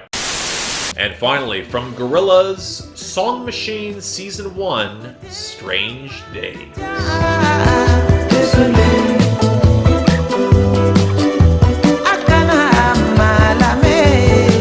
It feels like before I can even start talking about this album, I gotta lay down some qualifying statements. It's not really intended as a full album so much as a compilation of all the collaborations they had with their animated Song Machine series. Or maybe not even that, just a really, really good cohesive playlist. And it's not like Gorillaz albums have much of a cohesive, unifying theme anyway. They're supposed to be hazy and kind of scattershot to back up the animation, and they only barely make sense when you're high anyway. Unless, of course, you talk to the die-hard fans who have extensively chronicled a frankly bizarre narrative that feels even more piecemeal than usual. But I will say this, there is a part of me that just listens to the project and just feels like it's got a lot of the same issues as both the Humans and the Now Now and the Gorillaz revival, and I'm just not nearly vibing with it as strongly as I want to. It's generally fine, it's more interesting than the Now Now, but that's not a high bar, and this does not approach the best moments of Humans for me, I gotta be honest, let alone the self-titled album or Demon Days. And yeah, a big part of this has been a consistent issue I've had with Gorillaz since the fall. The more synthetic production just does not have the same organic grit and texture that gave their unnerving textures their foundation, gave the bass lines their growl, gave the synth choices and especially the percussion just a little bit more body in that low end, made the acoustics pop in the mix. Whereas across Song Machine, it all just feels thinner and weedier.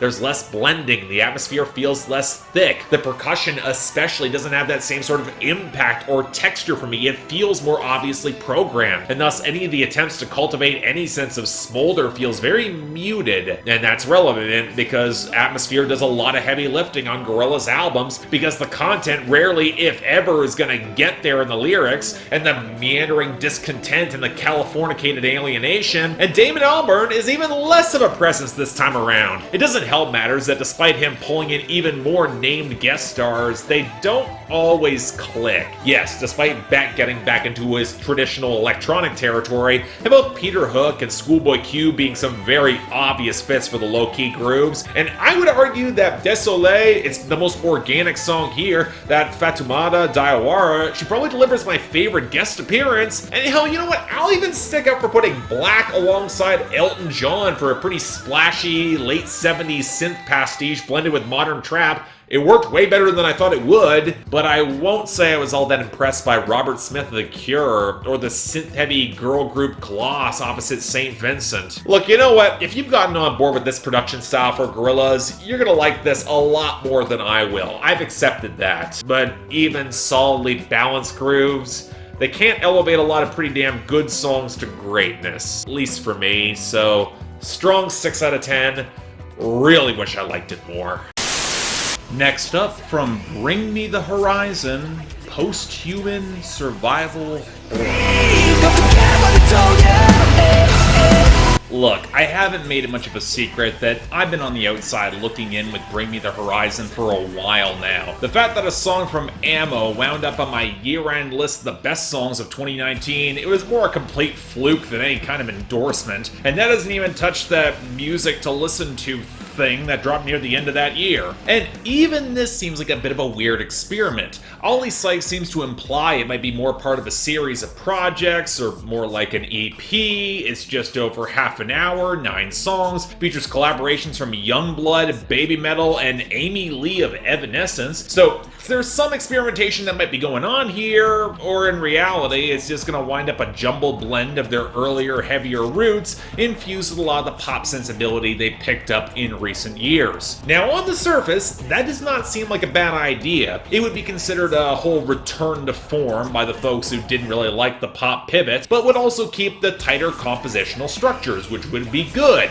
But it also means that the lingering issues with both eras of Bring Me the Horizon would roar back to the forefront, and I think that's what's holding me back from liking this as much as so many folks do. For one, it is absolutely bricked out and overmixed, with buzzy and gummy synth layers slammed to the very front in waves in order to support all the chugging riffs, and man, I wish a lot of those riffs had a lot deeper impact. This was an issue on Ammo that hasn't really been fixed here, where the bass, the drums, and the drum machines are just mixed into the whole slurry of sound with little in the way to drive a dynamic groove. And that honestly kind of handicaps just how much Bring Me the Horizon really want to pull from a very specific early 2000s revival of alternative metal and nu metal. There's just not the same low-end swing to it. Outside of the occasional pop trap touch or off-kilter diversions like through Ludens, it feels very heavy on the surface, but more oversold texture than real foundation. And it's very telling that when they collaborated with Baby Metal, a band that can actually convincingly deliver that full-force aggro vibe in the low end, the grooves are given way more emphasis, and we get one of the more kinetic and fun songs here. But fun also seems like the last thing Bring Me the Horizon, and specifically Ollie Sykes, have on their mind, as this album leans very hard on all the apocalyptic imagery, but I struggle to say it's got much in the way of focus or truly cutting subject matter in favor of more video game references or the same anti-social media message curdling in nihilism that I've been hearing for years now. It's more just edgy sloganeering than depth. even with the back and forth with Mother Nature that they got on the closing track with Amy Lee. And you know what, that is fine. It's pop metal. It doesn't have to be all that deep, but it's also way more style than genuine impact, and for me, this style rarely clicks when the in-your-face hooks don't have a lot of the meat to back them up. And I won't deny that part of this is me growing up in an era that clearly inspired a lot of the metal on this album, which might get some of that nostalgic bum, but I also remember this being done a fair bit better in that time too. So really just extremely light 6 out of 10 just for the fans, only because Amy Lee and Baby Metal save this from being considerably worse. Next up from Kylie Minogue, Disco. The last time I reviewed Kylie Minogue was in 2018, which I literally forgot about because she did that pop country detour with Golden that was so insubstantial I only remembered the clumsiness in which she approached the genre experimentation. And I covered the album on the trailing edge, I didn't have much to say then. But if I'm looking at the last decade of Kylie Minogue, it feels like she's been struggling to claim a sound as hers, which can be a bit frustrating because while she's never really been a trailblazer in pop, there are absolutely sounds that work great for her, which is why I was kind of anticipating this album. It wouldn't be unfamiliar territory, but hell, if the album could live up to its title, I could at least see Kylie Minogue kind of matching what Jessie Ware or Robin or Roisin Murphy have done in recent years. And well, that's pretty much exactly what happened. But Kylie Minogue's tones aren't really playing so much that first wave of late 70s, 80s disco, so much as the pop-centric rollick that built staying power around the turn of the millennium. Just kind of ironic to me, if only because it feels like Kylie might be reminiscing for a sound in which she had way more success, just with slightly cleaner and, well, I'll call it classier arrangements than a lot of her original, much sharper electronic tones, with the touches of vocal production maybe even reminding folks of that Daft Punk album from 7 years ago. Honestly, and you know what, I think I'm able to be the only person who will ever make this connection, some of the production here kind of reminds me of the sugary but irrepressibly catchy grooves from mid-period S Club 7, just with much better bass lines. And a lot of the vocal harmonies and content, they aren't all that far removed from it either, but I am self-aware enough to realize that for as much as I might have nostalgia for that era, some of the production can sound very painfully canned and kind of plastic, especially when the horns will flood in opposite the faster guitar rollick, where Kylie picks up some more robotic, nasal vocal layers, which are less flattering than when Daft Punk do it. So, for every solid cut like Magic, or Say Something, or Dance for Darling, or Celebrate You, we get songs like Where Does the DJ Go?, which has a promising hook, but every single nasal tone there drives me nuts. And while lyrics have not been a point worth caring about from Kylie Minogue for a while now, I can't say there's anything memorable or distinct that she really puts on this album in terms of content. Nothing that's an obvious dud, but very little that will elevate a song either or make them all that distinct. But as a whole, you know, I don't want to say that Kylie Minogue is coasting, but she has done material in this ballpark better before for decades, and while this is generally likable, I'm not hearing a lot that puts this over the top for me in terms of standouts with deeper pathos, or even songs that feel incredibly unique, so strong 6 out of 10. It's good, folks, just not quite great. Next up from MRA, The Angel You Don't Know.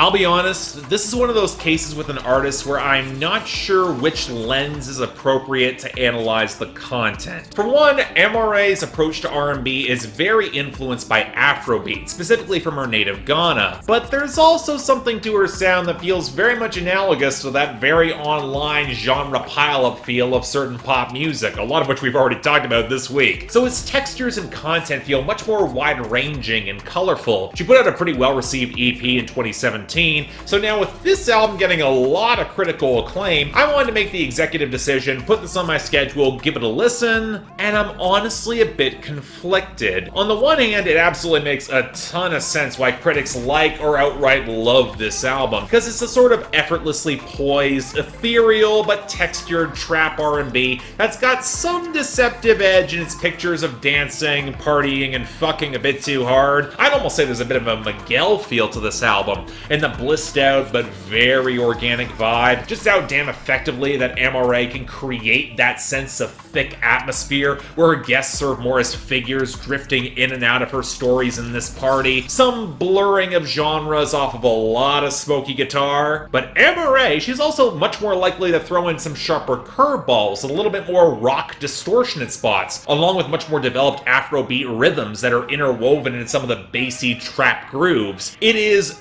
effortlessly cool. I've seen some critics cite certain moments on the project as parodying parts of the scene, but it really feels way too secure in its own expansive vibe to take potshots, and the moments that do feel more earnest, they actually do feel realized. They're snapshots of intimacy. And in a different time, I could really see so much of this becoming staples in all too many upscale, swanky downtown nightclubs for warm nights, and thus, me feeling lukewarm on it kind of leaves me out in the cold here. It's not even that I take issue with how a lot of the content doesn't show a ton of dimensionality, or how it can leave Amore as a bit of a cipher or a chameleon in some of the vibes that she tries to cultivate, but my central issue, it's her vocal delivery. I've said before that the chipmunk vocals or bad falsetto can just hit the uncanny valley for me, and Amore's baby voice cooing is really damn close to that territory, even before you drop in the auto-tune on top of it or some of her guest stars that emulate it. For an album that is otherwise so effortlessly sexy,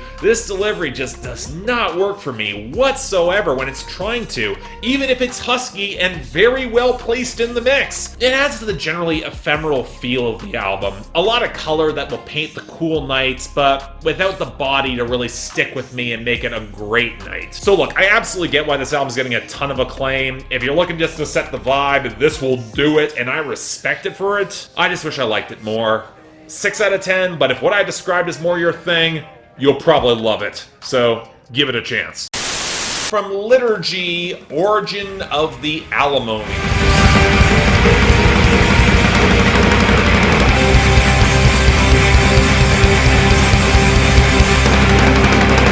There is a part of me that genuinely wants to put Liturgy in a solo review so we can have the Liturgy conversation properly, because this act joins the rarefied company of art that is way more interesting to talk about than actually listen to, especially in recent years. Don't feel bad, more often than not Radiohead's in that category too. Because when it comes to avant-garde music that's rooted in black metal, even if you think the philosophy and all the manifestos surrounding this act are the definition of pretentious, and they are, you also can't deny that they were willing to experiment in the composition in the way that many of their peers would not dare, which led them to becoming one of the more controversial acts in the scene right now, especially in the 2010s. And, you know, if you actually read through the manifestos and dug into the philosophy around black metal that they were exploring, which I also did for better or worse, it has the feel of somebody who might have the seeds of a lot of potent ideas about art and philosophy, and then will proceed to write themselves into a corner, forgetting along the way that you need to make all of your brilliant ideas accessible if you're seeking to make all these transcendent points. Now, nobody's surprised,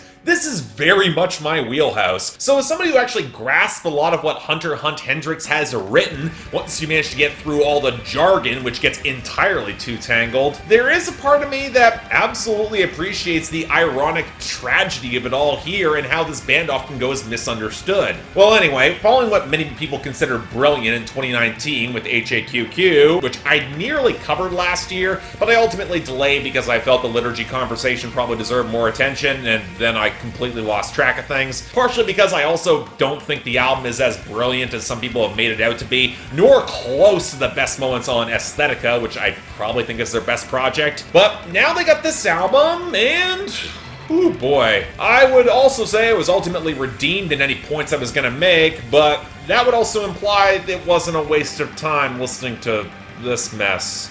And it kind of was. I mean, the best way I can describe this is Liturgy taking the middle-of-the-road black metal foundation that they had and swapping it out for some increasingly disjointed chamber music, squealing glitch, scratching of the string section, a trap passage, and then mostly failing to build or ignoring melodic progressions in favor of a lot of jerky, stop-start flailing moments of fury. All of which I think could have had a lot more impact if they weren't the vast majority of what we got as compositions as a whole. Even accepting that parts of these compositions might have been improvised, or that the band was exploring microtonality or oblique song structures, all of this probably best work in order to complement the raw basics that, frankly, I'm not remotely convinced that Liturgy has ever mastered. And that's before all the high strings and the keening electronics will bore holes into your head. It also doesn't help matters when the band kind of wants to build some mantra-like structures on the back half and remain as utterly bankrupt in the groove department as they always are. But I also got the feeling that this project probably makes most sense as a fractured coda to HAQQ than a standalone piece on its own, even if the ending is really trying to nail that final triumphant moment. But here's where you hit a deeper problem. Once you place this in context, the pseudo-spiritual tangle that Liturgy has been writing to death throughout their catalog, this is a creation story prequel album,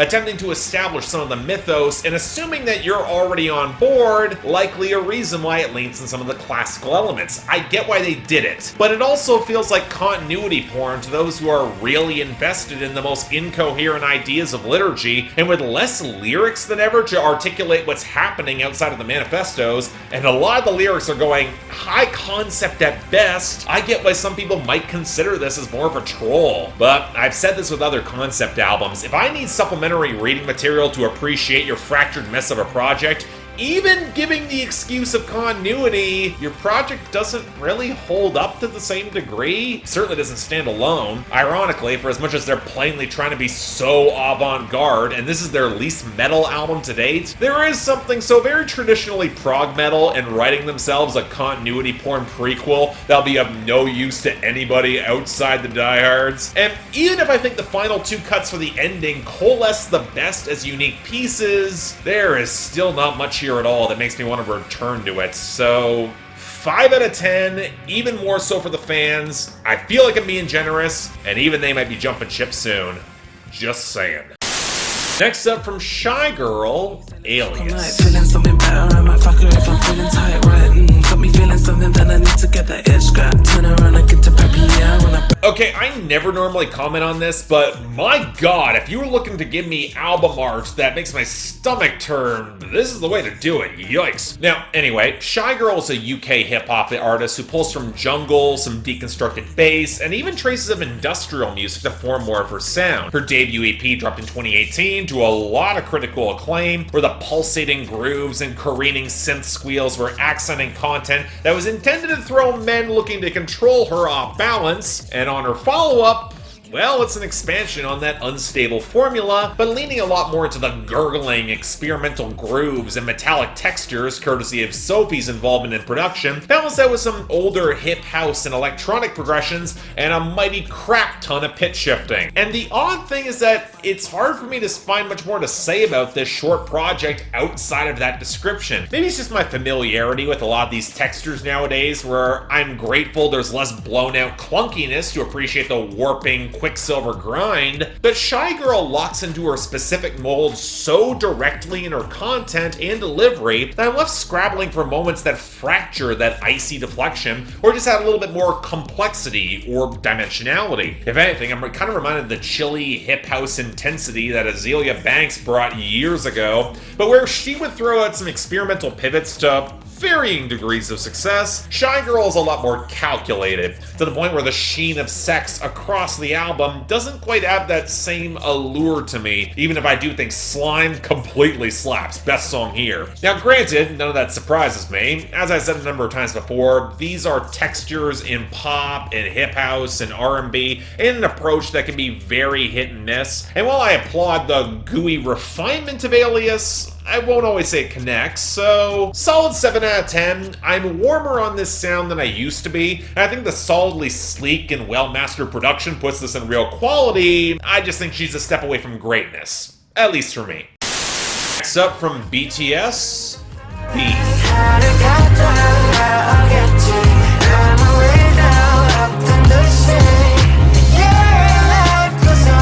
So the last two projects we're discussing this week are second projects of both acts this year, and in both cases I think they're running the risk of oversaturating their market. Now for BTS, it's a bit more explainable. They got a foothold in the American market, finally. They've been able to follow up the success of Dynamite, which went to #1. They've been recording during the lockdown, although South Korea has been handling the pandemic far more intelligently than most Western nations, and now they got a quick EP to ramp up the traction.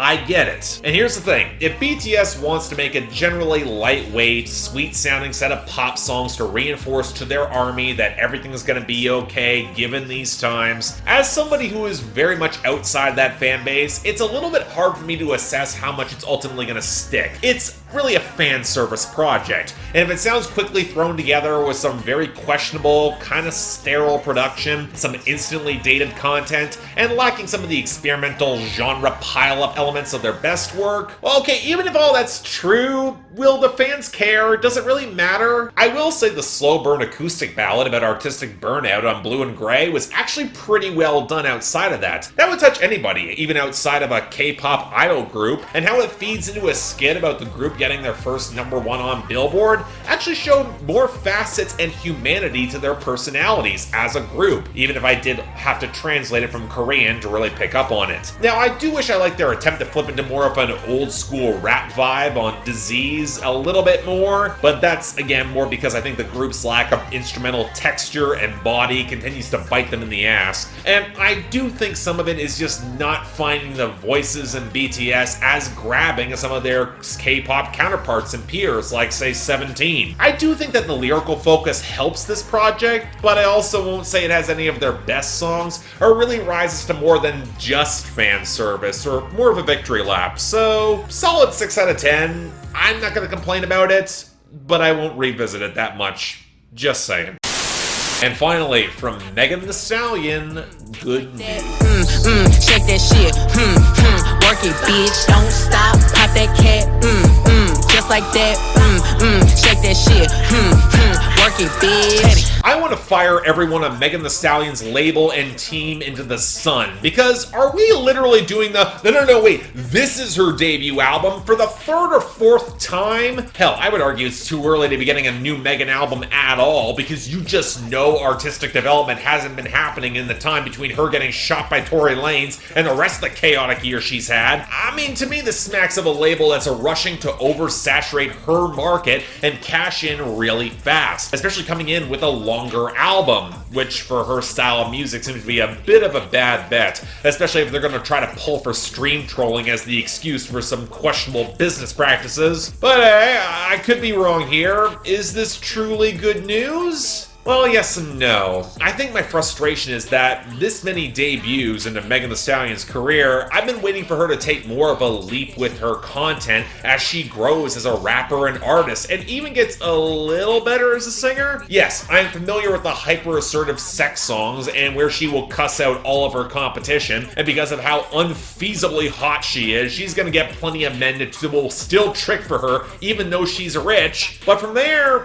where does she go next? Honestly, the first song here, Shots Fired, where she delivered a righteous clap back at Tory Lanez for shooting her, it was really welcome, if only because it was different and distinctive. And I know from reading through her bars that she's imaginative enough to show a little more dimensionality in what she's talking about. That's why the final songs of Suga, that's why they were there. Even if they didn't work, I got it. What I wanted to see was an improvement on the execution, not ignoring the more complex subject matter. And we kind of got both of those on Good News. Now, I will say, I do dig how Megan has diversified her production palette beyond trap and Houston bangers, and on average, the mixing is better. She flirts with some bounce, some vintage G-funk with the Freak Like Me flip with SZA on Freaky Girls, and I mostly dug the Juvenile flip on Work That, but it can also lead to some pretty mixed results too, as you get that stupid-ass Baby song running through Cry Baby with Duh Baby, that gimmick's getting old, and I don't don't think she's got great chemistry with either Lil Durk or Popcorn on either of their songs, to say nothing about Dope Crazy with Big Sean and 2 Chainz. It doesn't hear nearly as well as it really should. Then there's the obligatory pop cut with Don't Rock Me to Sleep, which unfortunately proves, like with Nicki Minaj, pop is by far the least interesting lane for Megan Thee Stallion,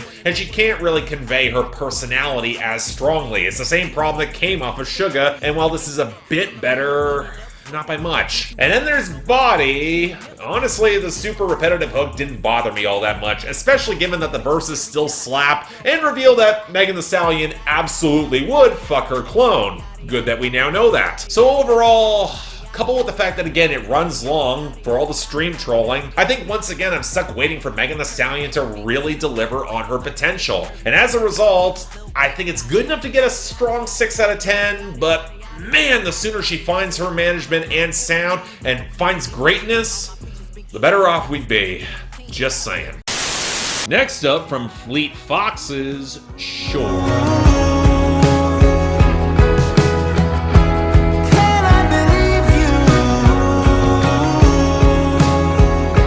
I said this back when I covered Crack Up 3 years ago. I always find myself a little bit startled how quickly Fleet Foxes seem to slip my mind. The sound is generally agreeable, it's well produced for this brand of indie folk rock, and while the content can be a messy conversation, I did hope that the band would stabilize a bit after Crack Up wound up as a bit of a myopic experiment. I mean, it's got its defenders, but by accident I think that my lukewarm reception of it wound up on the right side of history, which I did not expect or predict by any means. And thus it feels weird that when I've been going back to Shore as often as I have, while I think I like this a little more in terms of more defined and approachable compositions, I'm not nearly as moved by this as I want to be. A part of this is that you can clearly tell Fleet Foxes is treating this in a similar way to a back to basics project, or at the very least settling back into their comfort zone. The song structures are more approachable, they flow a little bit better, there's actually some decent grooves this time, and while I do think the project's momentum can feel kind of haphazard, especially by the final third, the sound is as warm and rich as it was on their first 2 albums. And you can tell some of that's intentional. Robin Pecknold may have had to jettison his entire band for recording and producing this, which unfortunately seems like it paid off in the unintentional foreshadowing of Crack Up, as he's now relying way more heavily on session musicians and guest collaborators. But you know what? He wanted to provide an oasis of comfort, a brighter moment for his audience, purposefully look outside of himself, and I'm not remotely convinced he pulled this off consistently. I referenced this when I reviewed the more conscious songs on Crack Up, and I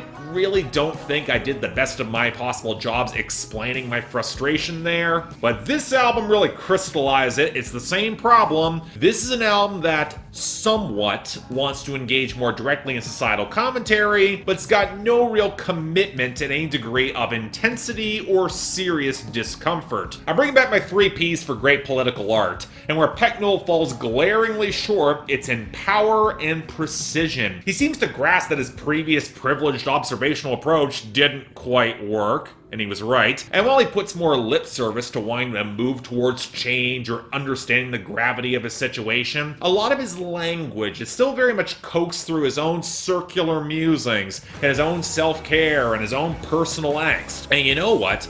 All of that can be valuable in the right context, and probably feels very relatable, especially to the very specific affluent hipster demo in 2020 that loves this album. But when neither the poetry or the delivery has much impact, and the production is as white bread and pastoral as ever, especially with all the horns, which feel way more big band than soulful, it's very easy to observe how much actual skin he has in this game, where I can't even say this feels all that populist. On Jara, he references the Chilean folk singer of the same name to try and call out everyone who fled New York City for their out-of-town estates during the pandemic, and it feels like he's trying to take the mantle of his impact without any hard references to Jara's actual leftist politics that got him killed by Pinochet. and that's kind of gross. Now granted, it doesn't surprise me from Pecknold, he ditched his entire band to get this out, which tells me a lot about that myopic focus, but it does mean that when he's more focusing on his own angst without explicit political allusion, like off the faster groove on Maestranza, or confronting his own depression on Can I Believe You, or even the self-aware piss take of Young Man's Game, the album's actually considerably more likable. But even there, in a song where he's trying to console a friend struggling with depression and addiction that's got a really good slow burn melody, it's still called I'm Not My Season. And the focus is nearly all internal, which effectively becomes the primary point of focus on the final third, which for as lush as all the arrangements feel, just rings really damn hollow for me, especially from where Pecknold said he was starting. Look, I don't know, I can't deny that when this album is just solidly introspective, Fleet Foxes, it does deliver, and if that's all it set out to be, that would have been fine, but when it tries to frame itself as more, especially early on, well, on Featherweight, Pecknold said he wanted to explore his sense of privilege a little bit more, wherein as in the execution, he just wound up revealing it. For me, strong 6 out of 10, but hey, all the critics liked it way more. Take that as you will. And finally, from Playboi Carti, Whole Lot of Red. When you feel like this, can't nobody tell you shit. So let's be brutally honest here. Was it all worth the hype? Forget the obvious whole lot of mid jokes I saw the very night this dropped. To me, this just feels like the next coming of Eternal Atake, where the meme about a sugary, overlong trap album, low on content but high on personality, set expectations way higher than they probably should have been. And as someone for whom Playboi Carti has always felt like more ad-libbing squeaky meme than credible MC, and who never really dug Die Lit 2 years ago, watching the backlash to all this was kind of fascinating, but alright, fine. How is it? Well, honestly, the majority of things I could say about Die Lit are just as true this time around, except this project is nowhere near as consistent, and you can tell that Playboi Carti was trying to evolve. Emphasis on trying. The first change is the production. It's rougher, it's more jagged, the sense of buzz and spark against the once again overweight trap beats, with some of the most undercooked and faintly embarrassing attempts at gothic elements I've heard in recent memory. But let's be real, for as much as he wants to emphasize how punk or vamp this album is, it has shockingly little impact, especially when the tunes can feel so undercooked, and minus Pierre's consistent presence, the mixed quality is all over the damn place. But once again, even more questionable is Playboi Carti himself, who's trying to show more diversity beyond the husky, faux baby voice he was using, often trying to go for a harsher or lower register.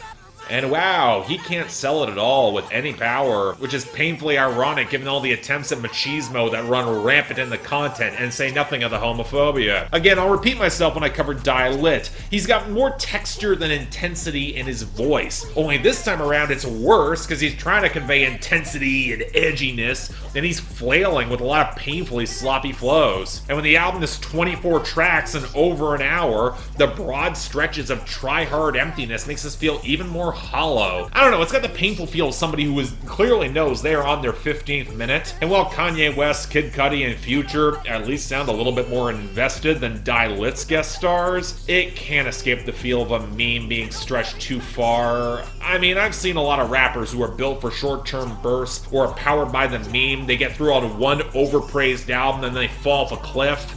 Looks like it's happening again. I mean, I said it on Billboard Breakdown, at least the song with Kid Cudi is legit good. And I was surprised how well the soulful touches worked on the closer, so very light 4 out of 10. And man, I feel like I'm being generous. Just saying.